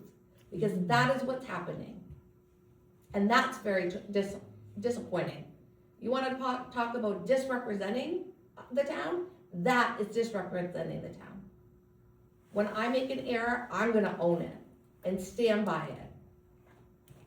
And it's not costing the town any money, Tim's not going anywhere, and I feel comfortable doing it. So my motion is that we do not ask Tim to get bonded for the duration of his plowing contract. All right, would you amend it that he gives you a signed contract since you don't have one? Once I have a contract that doesn't have the bond in it, Timmy will sign it. I do not have that yet. Tim, What I is that have why you don't return Is the contract, because it wasn't what we told him. It still had the bond in it, and we haven't been able to agree on it. So right now, what I have, My contract, I said no, because I don't have no contract. what I have is a bond. Have you ever made a written contract? Yeah, they've given me a contract, but I don't agree with the bond. Yes, I was told the bond, and I didn't carry the bond. If I So we have was been told to carry the waiting. bond, I would've called this gentleman right here and said, I need a bond, he'd said, okay. so, and as far as paying him, he was doing the town work. I'm not gonna withhold his pay, whether he has a contract or not, because verbally, we told him he had the contract.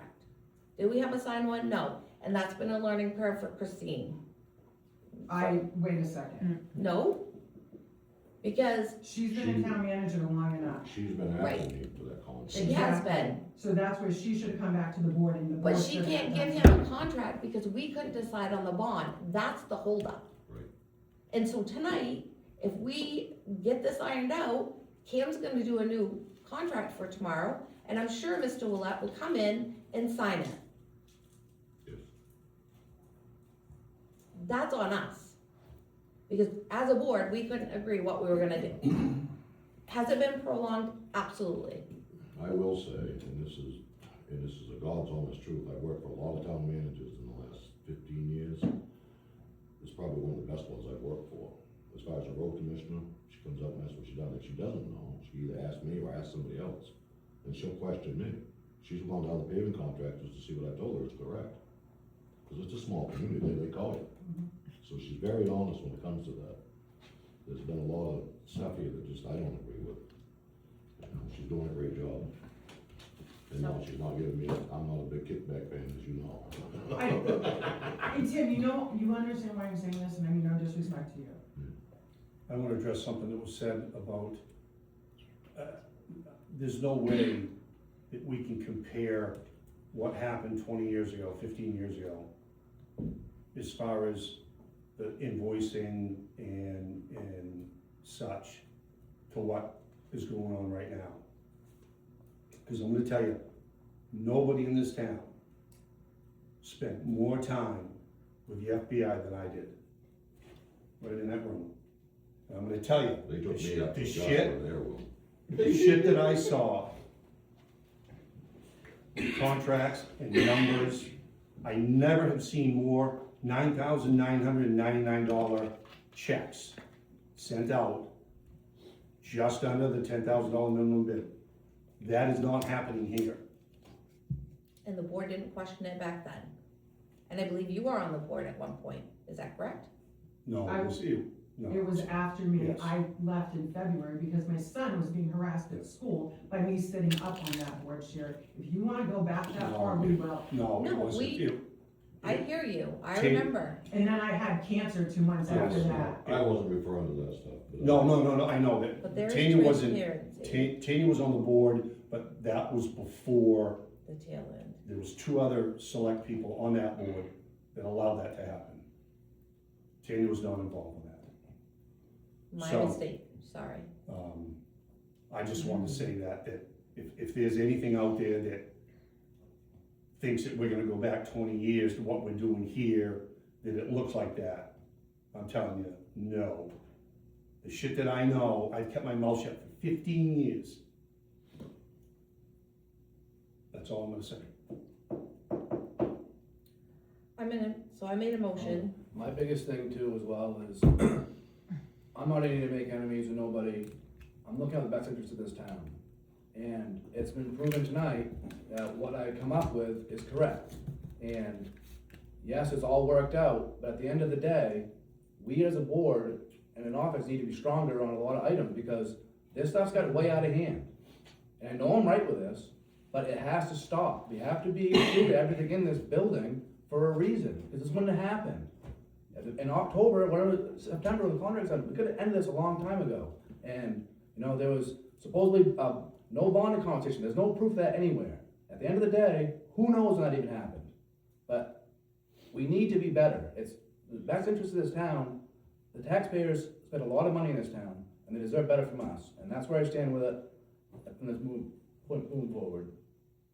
And I agree, Jake, That's a moving good point. forward as a board, Jake, you don't We remember need to having be a unified. conversation with me when he was up and unhappy with that plow contract last year, and you wanted me to take it over, you wanted to fire him. I said, what about your bond? You said, don't worry about a bond. You don't remember that conversation that you had with me? No, I don't. Is that before you stopped drinking? Tim, that's uncalled for. Sherry, I wanna know why you forgot. your drinking comment is uncalled for. Sherry, as a chair, you should be addressing that stuff. Personal attacks should not be allowed. I agree. Get off subject here, you know. So I made my motion. Any seconds? Could you please say, what's your, My motion is that we don't require Willett Family Construction to be bonded for the rest of his contract this year and next, right? You have a 2-year contract. That's what you put it out for, yes. So his 2-year contract, You changed it from the first one that Jake was referring to. so I stand by that we don't require him to be bonded for the remainder of his 2-year contract. or something? All those in favor? Okay. And again, I wanna apologize to the town for my part in that confusion. Moving forward, I give my word that I will ask for all contractors to be bonded, for moving forward. And it was a lesson learned, and I do apologize. As a side, Madam Chair, I need a clarification on Jake's vote. Was it Jake, were you a saying no no or and abstain? abstain? It's a no. Okay, thank you. as a side note, as you referenced when I was on the board, we got a manual from MMA on how to conduct stuff. You guys demonstrated tonight, this is just a point of interest, so you guys can be careful going forward. You said at one point you told Tim A. Mike said at one point he told Tim A. That right there constitutes a majority of the board. You But guys- two separate Mike, conversations, not one. I was not in that meeting with Christine and Mike. Can you understand, Sherry, that this is where, as a board, you guys need to be careful in what you say to people when? I do, I've owned my piece in this. I have learned. And I'm acknowledging that. What I'm asking is, can you acknowledge, Mike, do you understand? Oh, I do. Yeah. But when I talk about that, I always tell people, if I'm giving an opinion, I'm only one voice. Right. You know, I think I was the chair then, but it didn't matter. You know, Tim had called me before he got this contract. Tim, you'll remember this conversation. He was at an auction, wanted to buy some plow trucks. And Mike, I got a chance to buy some plow trucks. Am I gonna get the bid next year? Or am I gonna get the plow car? What did I tell you, Tim? We had 2 conversations, so I don't know which one you're talking Oh, about. Jesus. Well, I basically told you, look, I'm only one voice, but I can't tell you that. I think you were disappointed because you wanted to buy them at the time. I said, I can't do that. I mean, That was one of them, yes. you know, we're a small town, we all know everybody. If we obviously do things wrong, we're not a great board, apparently. You know, if somebody wants to say I'm a bad person for what we just admitted tonight, then fine. If somebody wants to recall me, have at it. You know, I bleed for this town, lived here 62 years, so if we made a bad decision, then hold it against us, holler at Sherry, you know, I personally feel the band is not gonna screw the town over. Yeah, I have said it before, I have waffled in my 16 years when it comes to a bond. You know, Jake is right when he says we gotta get uniform. Yeah, I guess we do. That was my point, just a side conversation and a side conversation. You guys need to work together more and be careful in how you work things with people. That was my only point. I mean, I think we do, we have our differences. The conversation I know, had with Tim happened here. It wasn't a side conversation. As mine did too. That's my point, you were in your capacity as a select person. And I believe it's on that August tape. Because I have staff members that remember this conversation. It's, there's no conspiracy. I understand how people can think that, and I will be more careful going on to make sure that what I say is being recorded. But I would never do anything There's no on purpose to conspiracy. hurt The guy this that wants town. a bond that brought him here, so if you need a bond, you set you right up. It's not working. No. We voted as a board, we told you, I'm standing by my word. And like I said, it was a steep learning curve for me. I learned a great deal, I learned a lesson. And moving forward, Jake is right, we will require everyone to get a bond, and the board will be on the same page. So. Madam Chair, I heard a question about transparency has gone down the last 30 days. I don't know if that has to do with the board packets, but I believe the board packet gets emailed out in its entirety. It hasn't the last two. I believe it gets emailed out before the meeting, and by not having a board packet, we're saving the town 10 to 12,000 copies a year. Yeah. But it wasn't emailed last time. It was, now The whether or not, scanner was down. all right, so yes, you're right, the one before was not, Mhm. this past one Friday was. Now whether or not okay. your server didn't take it because it was too many pages, I saw a lot of them come back, and I had a list, I didn't go through the list, it Okay, said and it's that, too because I was saying, large. I didn't get one, so probably my server didn't take it, which is weird, because if I opened it at work, it should have, okay. Dot. I've also been thinking after watching that, Yeah. that if we put it into a slideshow type presentation on a memory stick on the computer and have the clicker, we could keep changing the pace, That was the gonna be my pages as, suggestion. the meeting progresses. Yeah. So that people see what is being, That has to Can't change. read it, it's too small. I said, thank you If for you that. have no, Because you guys, when you see it in a PDF, you could put it on a stick, you Yeah. know, right? Yeah. Okay, Yeah. thank you for that suggestion. but after I was watching, Did you saw see, what yeah, because I'm happened. like, we have, and I didn't, like, when they were talking numbers earlier, and you guys are all like, yeah, right, we have no idea what the numbers are. Yeah. So it would just be helpful, and also that way too, when you're live, if you like flipped over to it, Yeah, or and not live, flip, whatever. yeah. You can see it. So the supporting documents there as they're discussing it. Yeah, so I think that will be a great thing moving forward, so, thank you for your time, gentlemen. Sorry we dragged it out so long, but moving forward, this won't happen again. I don't know. Alright, so, review of proposed charter amendments. Alright, what do we have? So I did give you this the last meeting. Yes, read this. Tanya found a couple of minor changes that I didn't catch in other selectmen, and she asked a couple of questions which I had answered to her, my reasoning behind, why I was proposing the changes. As we are moving closer and closer to town meeting, you've got to decide if these are the changes you want to propose to town meeting. If not, we're probably gonna have to wait another year. I hope you had an opportunity to go through it. If you don't like something, we can certainly change it. These were my recommendations, and I think for the most part, you just mostly had questions. I had questions, the only point I'm gonna, to make, Christine did a lot of work on it, I will commend her on that, she did put, it was obvious there was a lot of work in this, and effort. Considering the charter itself was just voted down last town meeting, I think to put all of the changes she suggested in this, might rub a few the wrong way. There's a few in there that I was like, yeah, I personally don't see that going over well. I think the biggest thing to do is like select men to select board is a big, like that to me is a no-brainer.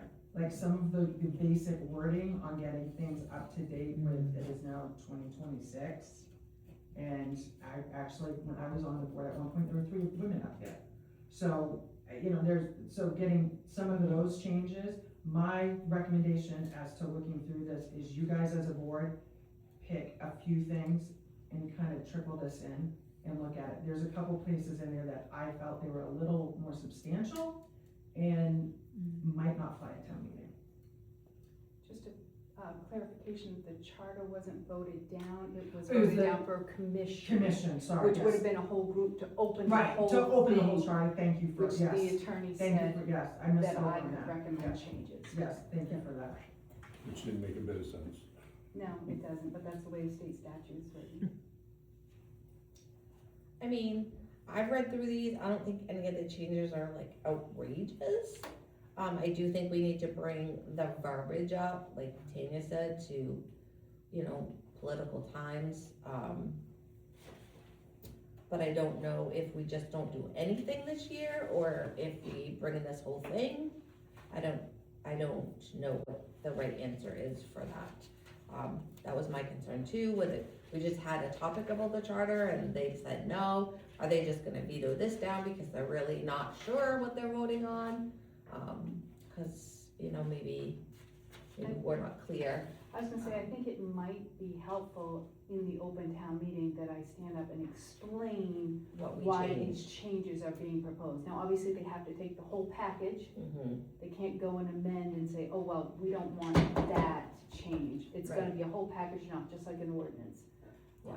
But I would plan to stand up and justify the proposals. And it would be categorized as the attorney had said, Okay. so. Yeah, like a condensed version where they can kind of see. It would say, like, these are the proposed amendments to elected offices and boards. And Okay. there's section 1, 2, 3, 4, and these are the reasons why, some duties, Okay. that sort of thing, so. Okay. And this would be available at town meeting, exactly as it's strike through, so they can see. It would be available once the warrant is available also. So they're gonna have plenty of time to look at it. And And browse the it. public hearing would also include that. Well, but there is one, I have to go through it. One, I personally, this is just me, personally, I would not change right now, is where it says, sorry, hang on. In order for a special town meeting to be open, a minimum of 25 registered voters must be present. I wouldn't take that out. That was one of her suggestions to remove. That means you only need, what, 15 people at a special town meeting? We very seldom, once in a great while, might maybe have to call some people to get to the 25. But I mean, usually you can get 25 people. I don't think I would drop that minimum down. That was one area that I was just like, Now, that is special town meeting, It's which special you town don't meeting. have. But as I told Tanya in my email, if you're having an issue with that, I would probably suggest that you have to have 25 for the annual town meeting, where you're spending $5 million on a budget. Right. We have, you could essentially have you 3 at annual town meeting and vote to do the whole budget, but you're gonna have 25 there to change a marijuana ordinance? It didn't make sense but we to all, me. I don't think we've ever had less than 40 or 50 people That's- at a regular town meeting. I don't think we've had less than 30, or always seems to be in the 30, low 40s, unless there's something that's really, Right. Take a look. confrontational, yeah. So, Yeah, hot topic. high 30s seems to be the,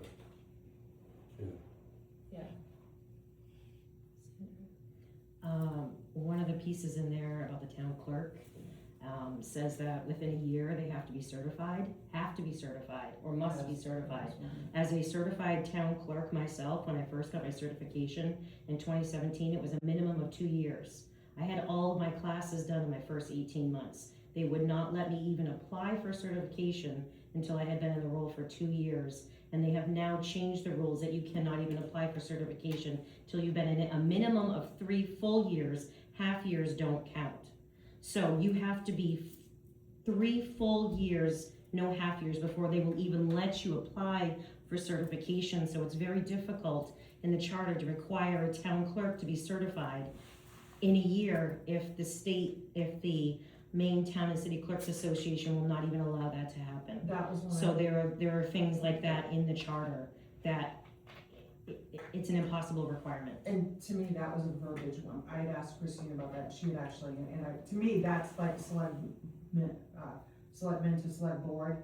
That's kind of a state law that we could say 6 months, it's not gonna do anything. We can't, our charter's gonna get null and void in that one place, because like she just said, that to me is one you change, because the state's requiring 3 years. We can't say less than that if the state won't even let them do it. So to me, that's another verbiage place where you have to.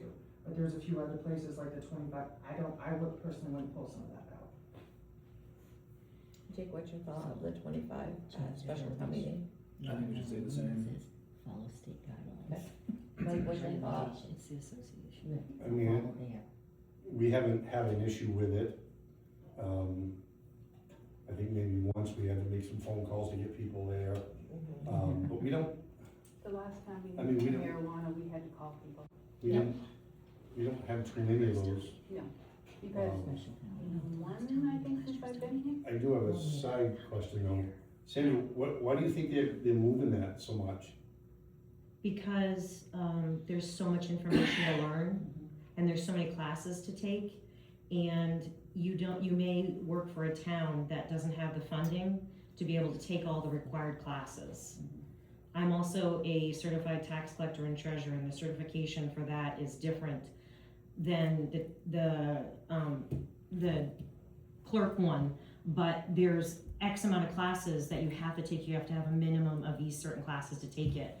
And because they're either not available, or the towns might not have the funding or the staffing to be able to allow those people to go to the classes, and they might have it available, and I think they just think that people need more time in the roles to really get a handle for it before they can take all their classes and take a very lengthy 40-page certification test that they have to pass with an 85 or higher in order to be certified. There's a lot to it. I've been certified twice. There's just a lot of information, and you can't do it in a year. You couldn't do it in less than 2 years, 10 years ago, and they won't let you do it in less than 3. It's not a state requirement, it's the Maine Town and City Clerks Association requirement. It's their certification committee that determines that.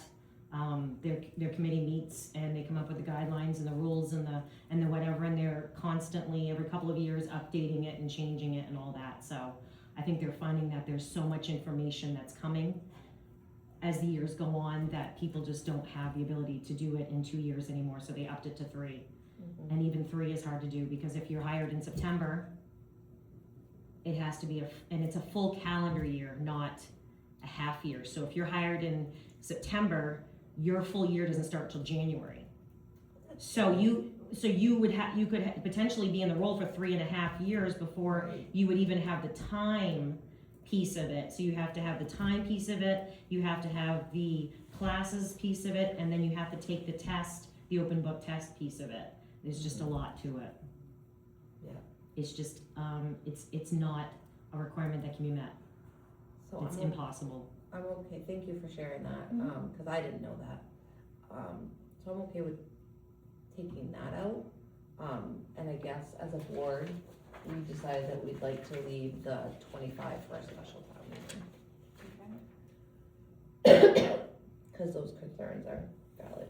I think you would want your clerk to try to work towards certification in a reasonable amount of time, and is that classes and all that work out, Right. but having like a 1-year requirement on it, It doesn't happen. May I just kind of go through Yeah. each page? Are you okay with removing some of the elected officers' positions, since nobody seems to ever run for them? And they go on the ballot as blank, blank, blank, blank, and you have to have, by law, 25 written votes in to be even qualified. Right. by charter. Say that again now? You wanna do Need to what? change stuff from being voted to appointed. Yeah. Get rid of Board of Appeals, Board of Assessment Review, Budget Committee, and Planning Board as elected positions. that we'd appoint them. And that's how they're doing it, they're not Well, picking up what, school papers. board's about half It's elected, dangerous half in a been way, appointed. but no one's taking Not- papers out of not it. school. No, Not school, I said No. school board's usually half and half. Budget committee, you had what, 2 run? No, we've No. had nobody since I've been here. and school board doesn't always have people who run for positions. Last year, both people ran for it, but previous years, we haven't had anybody run for it, and they've had to be appointed. Mhm. But that wasn't one of the positions, that's a whole separate statute on that, but it would be getting rid of Board of Appeals to be elected, Board of Assessment Review to be elected, Budget Committee to be elected, and Planning Board to be elected. And the townspeople get it in their packet to review it before, as a board, we vote on it. So I feel like if the townspeople have a concern about anybody, that they can reach out Yes. prior to us voting on it. An appointment, yes. My suspicion why that was in there was because some boards have been leaning to stacking the deck on certain things. I'm not saying here, I've seen it in other municipalities that, the Board of Assessment Review, they get people that are prominent in the county, because they don't want to go to Superior Court and that sort of stuff, but, if you're not gonna have people run, I would rather have interest come from word of mouth. Thankfully, we have a full budget committee, because hey, do you wanna join, do you wanna join, do you wanna join, and people thought about it, but if I'm gonna tell them they have to go out and get 25 signatures to be on a ballot, they're not gonna do They're it. not gonna do it. So, my opinion on that is, I'm fine with the majority of that, but I think the planning board is an important part of your town. And we had a situation 10 years ago where people started getting lazy. Well, you're just gonna appoint me anyway. Well, I remember Scott Arnold talking, he enjoyed running and he enjoyed knocking on people's doors and talking to people. And I think, it's my opinion that the planning board is important. And if you wanna be on that board, I feel that you gotta make an effort to go out and get those signatures, talk to people. Not everybody knocks on doors, but I always remember Scott talking about that and that how he enjoyed talking to people. Tim Catrone used to say the same thing. He would knock on people's doors. So it's just my opinion that I'd like to see the planning board stay elected, but the rest of them, to me, say appointed. Go to appointed. And that's just my opinion. So. Jake, thoughts? I understand the point of taking out paperwork and everything else, that keeps it somewhat true, I guess, because if you're just gonna appoint people, you could get dangerous with that. That's kind of like a gray area. So I'm fine with keeping the papers and not just appointing. For all the boards? Yeah.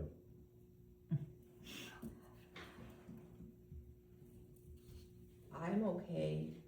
I think Mike's right, like the planning board is kinda important, cause you can do a lot of damage on that board. Well, that's definitely a board you could stack, Yeah, yeah, you could easily. and And unfortunately, if they're the only ones that are coming forward to be appointed, you're just gonna appoint them most of the time. So I agree with Mike, let's leave I mean, that. appeals board, when was the last time we had an appeals? We don't even have an appeals board because nobody will even step up for that, and they've never met, so. And what else do you have? Board of Assessment Review Yeah, there's another one.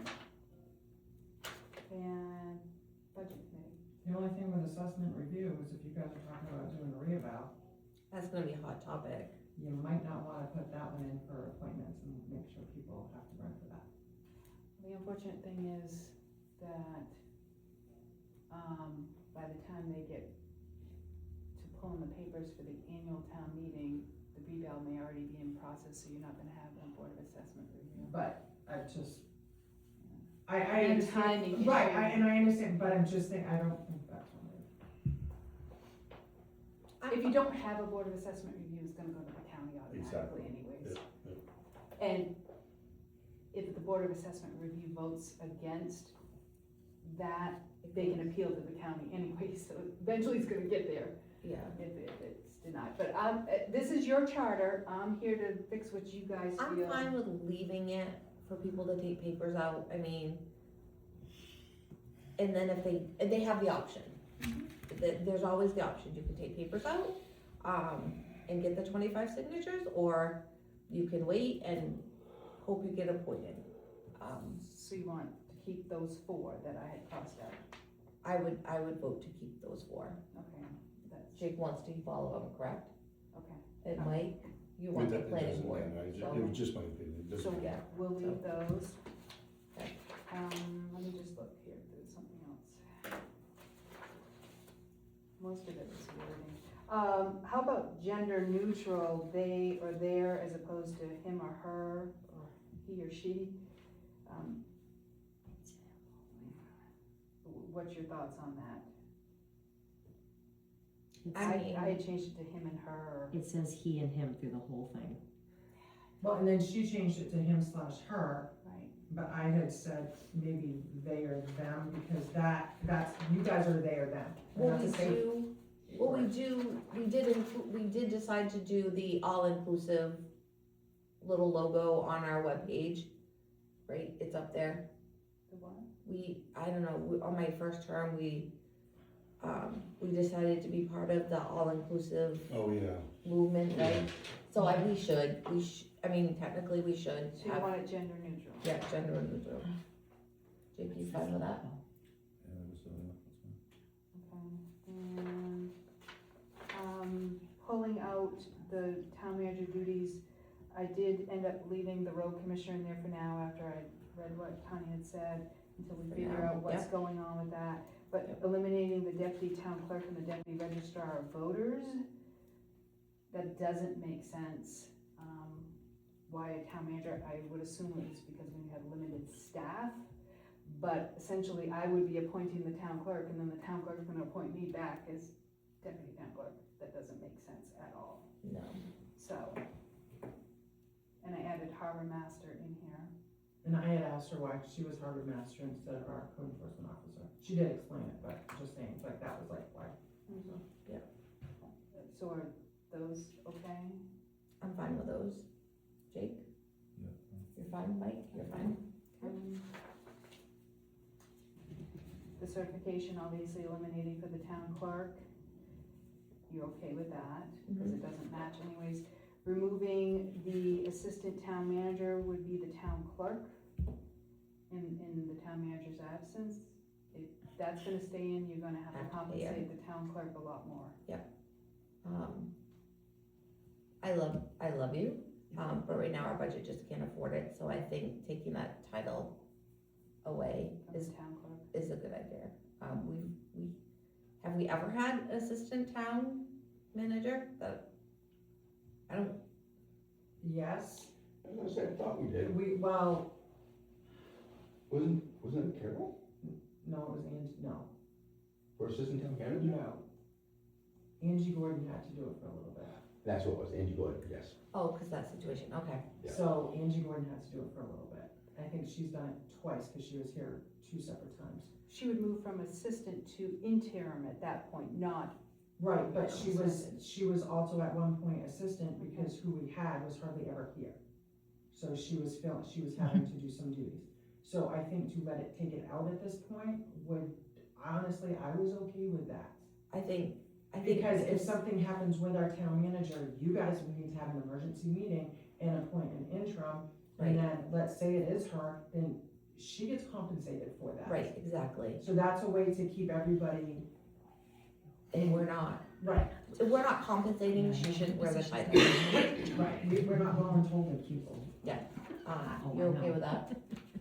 You're okay with that?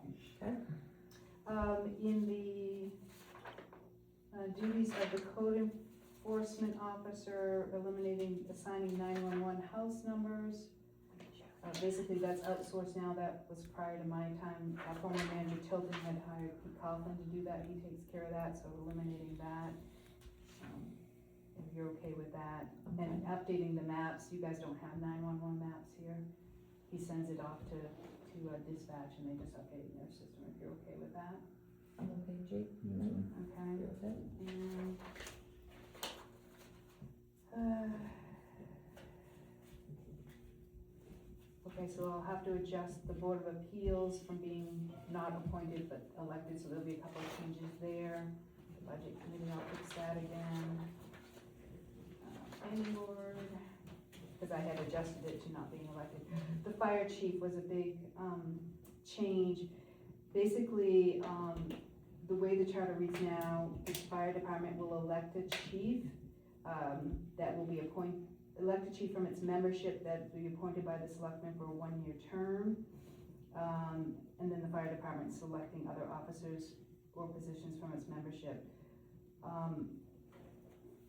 The reason I am suggesting this is I feel that that's a pretty qualified position. It should be something that could be, should the current chief leave, you interview for that. They've got to be able to speak to the public for an emergency. If there's public media at a scene, they got to know that. They've got to know how to run a scene. They got to know how to do reports, that sort of thing. So I think that should be some sort of qualified position, not a popularity position within the department. When I had hired a chief when I was in Gardner, actually Chief Seberg, I pulled in other chiefs from around the area. We did an interview team at that point. So, should this current chief not continue to take that position, that would be something that I would suggest the town manager does, whether it's not when I'm here or the next person, but I think it should be based on experience and dedication to the department. That's what I see with a confirmation by the board. Jake's your thought? I mean, I just keep going with it. Keep going with what? Having the membership elect their own. Right,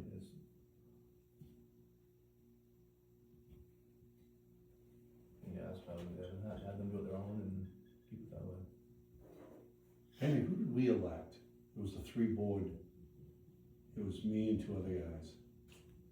For chief? Wasn't it chief? Didn't we do that? It was the fire department's always selected it. Fire department's always done, Well, cause who that was did what we they do? had, Because this term, like, yeah. When I I'm first not- started I'm in for it. 78, Wick was a chief for a short time, and then Willard Clark took over. Willard Clark was chief, because they're supposed to swap off each side every 2 years, I think it was. So, it was Wick, That's never happened as long as I've, and then Willard took over, and then he did his 2 years.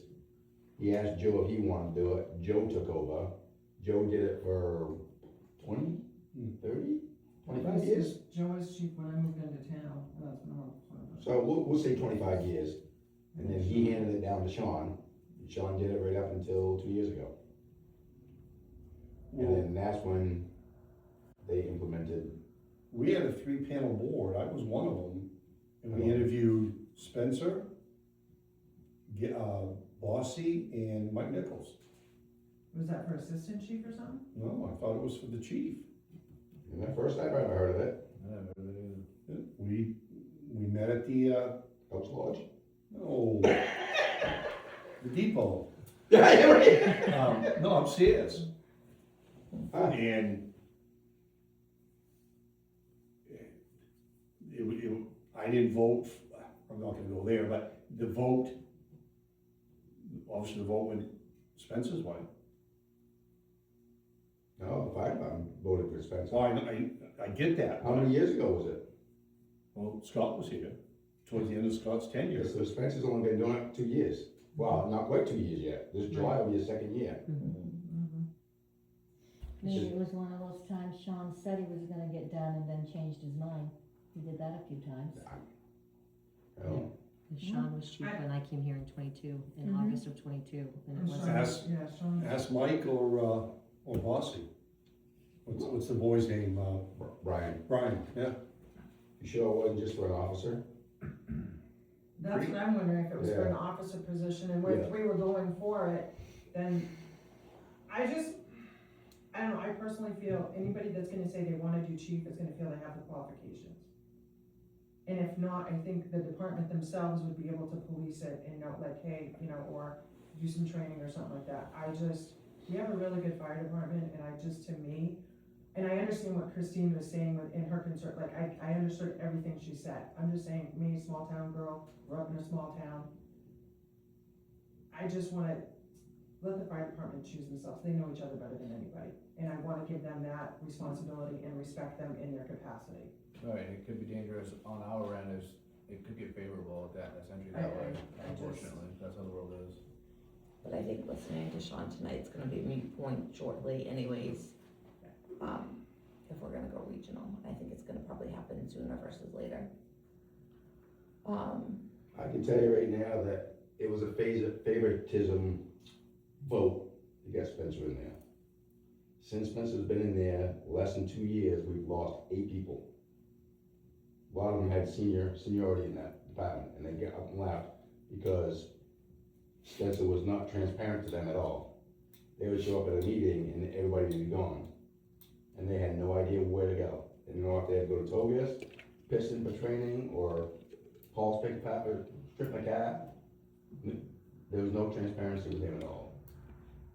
So unfortunately, that's the way it is. So I like Spencer, he's a good guy, but he's not a good person. I'm just, Now, we was at a call the other day on Windsor Road, and he not once talked to the homeowner, not once. We got ready to leave, and he walked right on past the homeowner, and I walked over to the homeowner, his house is all there, he can go in, he's all set. So, Spencer, nice guy, he knows his shit, but he's not a people person.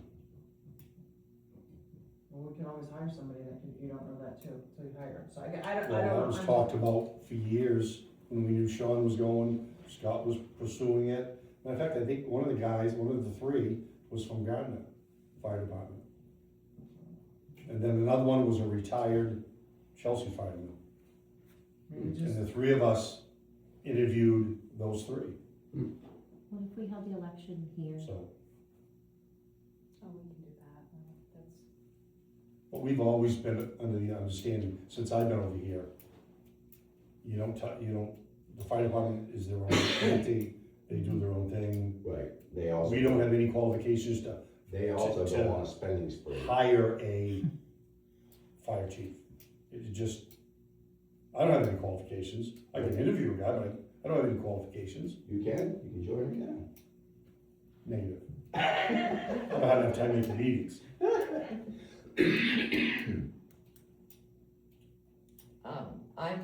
I'm staying out of this conversation because obviously I have Henry, and my view could probably be tainted or not tainted, or,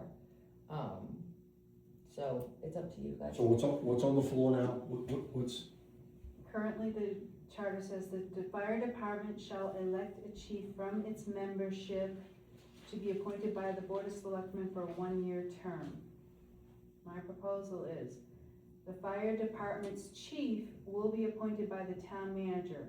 Selection will be based on experience and dedication to the department. Such appointment will be confirmed by the select board, and the appointment will be for a 1-year term.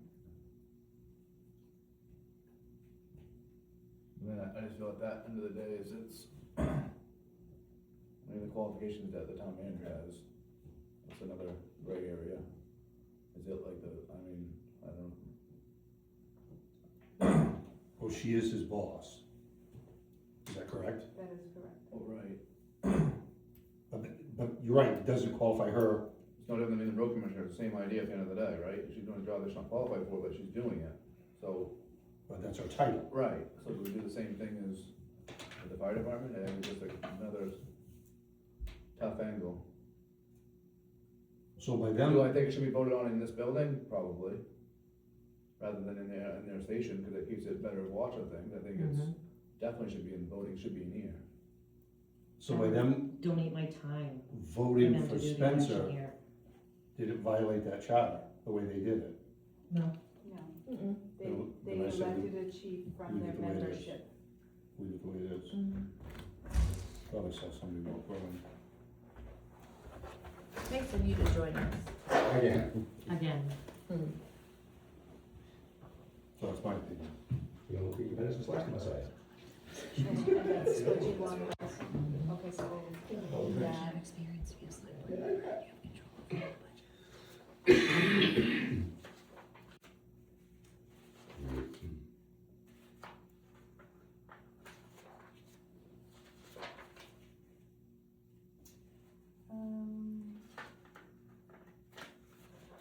Can I do an ask though? If there's been 8 people that have resigned from the fire station recently, can we find out why? I can certainly Can you- conduct exit interviews. I wouldn't be privileged to give you exactly what person said what, but I can give you the reasons why if you'd like. Do you think that's beneficial for us? Or just, not even, not so for us? I think it's a gray area for you to request that. Well, I mean, I'm just saying, Right. I Like- don't, I think that's a concern of the board because you guys are actually confirming the appointment of the chief. well, Yeah, I but, mean, yeah, but I, Jake's right, I mean, yeah, for it me, is- I mean, I'm it is just a gray saying, area should because it be of the done? relationship of the chair Right. and. I'm not gonna make the a assistant motion, I'm chief. just talking out loud, like, do we care? Should we care? Like, I don't know what the answer is. well, I guess when people resign, do they just say I'm resigning, or is there a form they fill out, year they turn in, or? The unfortunate thing, and this isn't just here, but it's every department, is they have a personnel file there because they have to keep it like for DOL and that sort of stuff. And if they're getting them, I don't necessarily see them, I just hear, hey, Johnny resigned, and that's all I hear. So, because ultimately they report to the chief. It's a hierarchy, and the chief reports to me. But I could certainly ask the chief to conduct exit interviews and have him report back to me why they got done. Well, that should be done anyway. I think an I exit know, interview for I any know. position should, Well, I guess my thing is, as I had said transparency earlier, if they're getting done because of the chief, they're not gonna wanna talk with the chief. And I don't know if that's the case or not, I'm just, talking in big bubble land right now. right, So should they have the option of, if they don't wanna talk with the chief while they're leaving, can they come talk with the town manager while they're leaving? Is that, I have been very, stern on they had to follow the hierarchy because there was people coming into my office with concerns, and I said, you need to start with your chief. I agree with you 100% If you don't get there. results, then you can come to Okay. me. I agree with you 100% there, but If- when it comes time for them to say, I'm leaving, It may be that the chief could conduct exit interviews and they could say, I prefer not to discuss it with you, I'd rather go to the town manager and have them write something down stating that, and that's fine too. I guess, yeah, that to me would be, cause if I know at work, I really hate my boss, I'm allowed to go to another boss. Mhm. But I have to tell my boss, so I think exactly what she's saying, that, yeah, and yeah, they have to follow the I think there needs to be a little more, chain of command. Yeah. And I don't know, like I said, I was just throwing that out there, I don't know if that's something we wanna do. Do you do it with your staff? I would hope you would. I don't, because they usually come and tell me, hey, I got another job, or, Okay, what have we lost? A couple of town clerks, yeah, one of them retired, one of them, got a new job. already got another job, so. And again, it's your decision, I'm just throwing it out there, I don't know if you do those. I know when I leave a position, like when I left Togus, it was an exit interview, like there was a process. They wanted my feedback. I don't know if we want it, I'm just thinking with Sean saying that the department's dwindling and we don't have numbers, maybe why are the people, just for, I don't know. It's up to you guys. I could certainly Would ask you the reach out to eight the 8, and just say, ask them if they wanna, summarize to or they just don't me. care? I can tell you about some of them. No, don't it's do hearsay. that right now. No, that's hearsay. Yeah. No, that's hearsay. I need to hear it from Well, I them mean, I'm just, directly. and they may not, they may say, no, I'm good, like, it was time for me to leave, or whatever. but I think it's just nice knowledge to have, like, how do we recruit people unless we know why they're leaving, and how do you counteract that? I'm just, That would probably be something I would share in executive session with this board. I'm just throwing it out, yeah, I don't, But and again, it's your guys'. Why don't you call the chief in and have a talk with him about the dwindling numbers and what can be done, you know, why are the numbers dwindling? And then check with a few of the people that left, just to make sure he's telling the actual story rather than cross-reference it, make sure that it is legit. If it's not, then we'll look into it further, I guess. I mean, do you meet with him like once a quarter or something? he usually comes into my office once a month and says, do you need anything, or Yeah, all right. some. It's not long discussions, because I call him if I need something, but it's not a sit-down meeting. I'm not that, if I have Well, something the to last say. time, when I was here one time, that was a pretty good discussion when you walked in. Yeah. I would think that's what you would wanna have. Oh, and that's the relationship You know, I have, is if I have something to tell you, you're gonna If come he in has and a hard say, time to "Come talk see to me." people, I mean, he kinda came out of his shell a little bit that day. So, We'll work on something, but I'll refix this again, Okay. bring this to your meeting again for final, so you can have it ready to go for town meeting. Okay. And we're having a public comment before. You will have a public hearing on the Yep. whole warrant, yes. Okay, perfect. Perfect, all right. Legal, none. Written communications, I think I saw some. Yeah, so you have an extra in your box from the fire chief's report, that was submitted, yesterday, I think it was, and then, I think the code officer was probably in the box. As part of my report, I did submit paperwork to KV Cog for a joint bid process for copy paper, culvert, sand, oil, that sort of stuff, so we'll, find out if we're gonna be part of that. Usually get the better price, that's where we get the salt, so. The grant from the firehouse subs, we submitted again. We've tried every quarter since I've been here, we haven't got it yet, so we kinda changed our go-get, I guess. I did host the managers, I think, the night before the last meeting. We had 4 managers here, 5 including myself, so we're gonna start to move with having, leaders from Kennebec County meeting, probably at KV Cog, to start working through some more of this regionalization, like, Sean had said. I know last month I had asked you about looking at the foreclosure list and making a decision on 10 Searles Mills Road. It's come to my attention that, if he does not pay it, you guys cannot waive foreclosure, no matter if it's a dangerous building or not. Your warrant needs to have an article in there every year that allows you to make that decision by the legislative body. You have not had that in your warrant. So if ABC Fuel does not pay the taxes in a few weeks, we will own that building. Just an FYI. We are working still on the administrative warrant to enter it. And that's just per the legislature. That was per your request Okay, last right. fall. Yeah, to do, And I think we go to court March 11th on that. okay.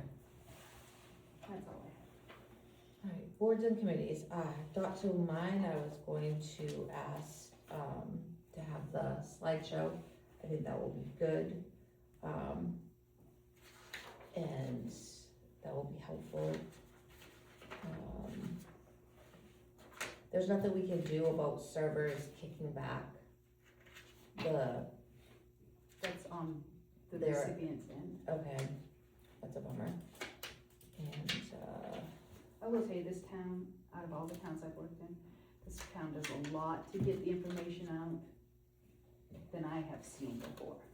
we've worked hard, I mean, that's been something that I know the townspeople have said to me, that they want the information easily accessible, so I think we worked for that.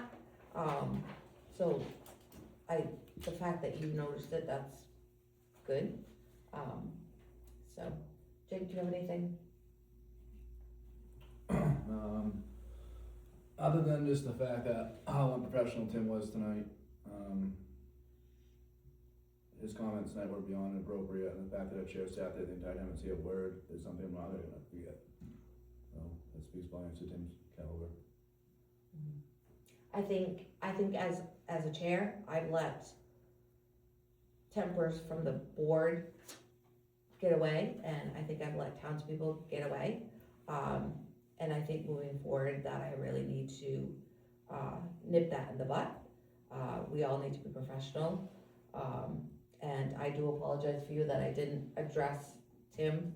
I did, he did acknowledge that it was unprofessional. But yes, I agree that moving forward, as a chair, I need to get better at doing that. So that's something I will work on and I will get better. Mike? I guess the other thing I wanna say is, we had a lot of stuff thrown at us tonight that could cost the town, you know, we're looking at some repairs, some monies, and it's alarming, that things could go the wrong way, and it could cost the town, especially that culvert. Granted, it's gonna cost $30,000 to get 2 grants written up. There's a good chance we're gonna get it, obviously, but, on the hook for $1 million to put a bridge in, and obviously that's worst case scenario, but this town can't afford that. The sand and salt shed, the ambulance, Gardner, and there's some things tonight that it's kind of overwhelming as board members and as the community. In today's day and age of our tax burden and stuff, boy, it just worries me. This is, I've been behind this desk 16 years. I think this is the first time that some of these figures have really hit me as a board member, and it's the first time I thought, we can't afford any of this. And I don't want to be a Debbie Downer, but we as a board in a town really need to cross our fingers and hopefully things go the right way for us with some of these projects, and say an extra prayer or two at night. So, It's usually a pattern that happens in a lot of municipalities. You get a whole conglomerate all at once. One thing breaks, everything happens. Just a side note, when I crossed the Kittery Bridge tonight, there was a freighter that was unloading a shit ton of salt. So, not that it matters, but pardon my French. We've been There was a shut lot. down from them. What's that? We can't get any salt right now. The state has priority. Anyway, that's all I have, Madam Chair. Thank you. May I just add one Yeah. thing? Tanya had asked about the quantity of the salt, and I did do a lot of research about that. Currently, our standards are 3 times the state standards. When I figured it last meeting, you guys were up. So, Okay. Yeah, because usually most are like a 12-to-1 ratio, and you guys are way above that. Okay. I think we're actually gonna look at, she's gonna put it in the budget, give us a couple options, kind of sliding more towards salt priority, whether it's gonna be feasible or not. it's gonna be more expensive. Oh, no, without a doubt, without a doubt. So, but it doesn't hurt to have that discussion. Yep. So, It's transparency. People have asked for it, so if nothing else, it's legwork for Christine, but it's knowledge for our townspeople. Well, and also when people say, hey, why isn't this not, why isn't this, you can say, okay, well, remember we told you it was gonna cost you $100,000 a year more if you went to more salt. Right. You guys, so it's just giving everybody facts so they can make a decision. Yep. That's all people want, is facts to make decisions. Yep, I think that's absolutely right. Maybe we even have a special, public hearing so people can see it. Although I would love to see more people here, in the budget, we're actually having a chat with the manager the end of May, if I remember correctly. So I'll be going over the budget, so whoever attends that will know Hear it. exactly. Okay. Can we record that and put that on our YouTube? We can put anything you want on there, that's fine. Do you guys think, I think that would be beneficial, the chat with manager, then we'll go over the budget. Put that on YouTube, so people that can't come, you know, can watch it at their leisure, or just have it for reference. Well, the chat with the manager is the age-friendly host, Right, but you'll actually, your meeting, you'll be reviewing the public hearing, going through kind of the questions, so. I think we should, And honestly, as someone who's on the budget committee, I wouldn't care if somebody recorded that, posted it, I don't care.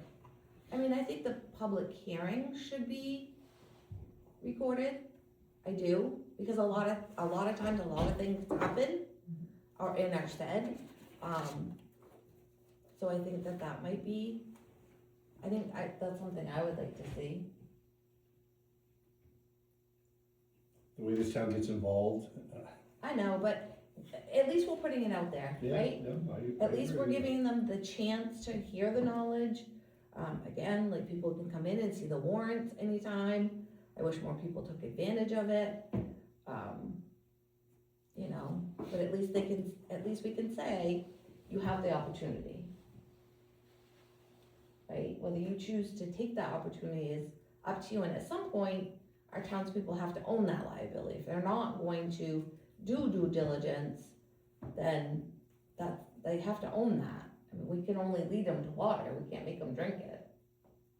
So, but, all right, I will call this meeting adjourned at 8:45. Thank you guys for staying, it's a long meeting and I appreciate it. Thanks.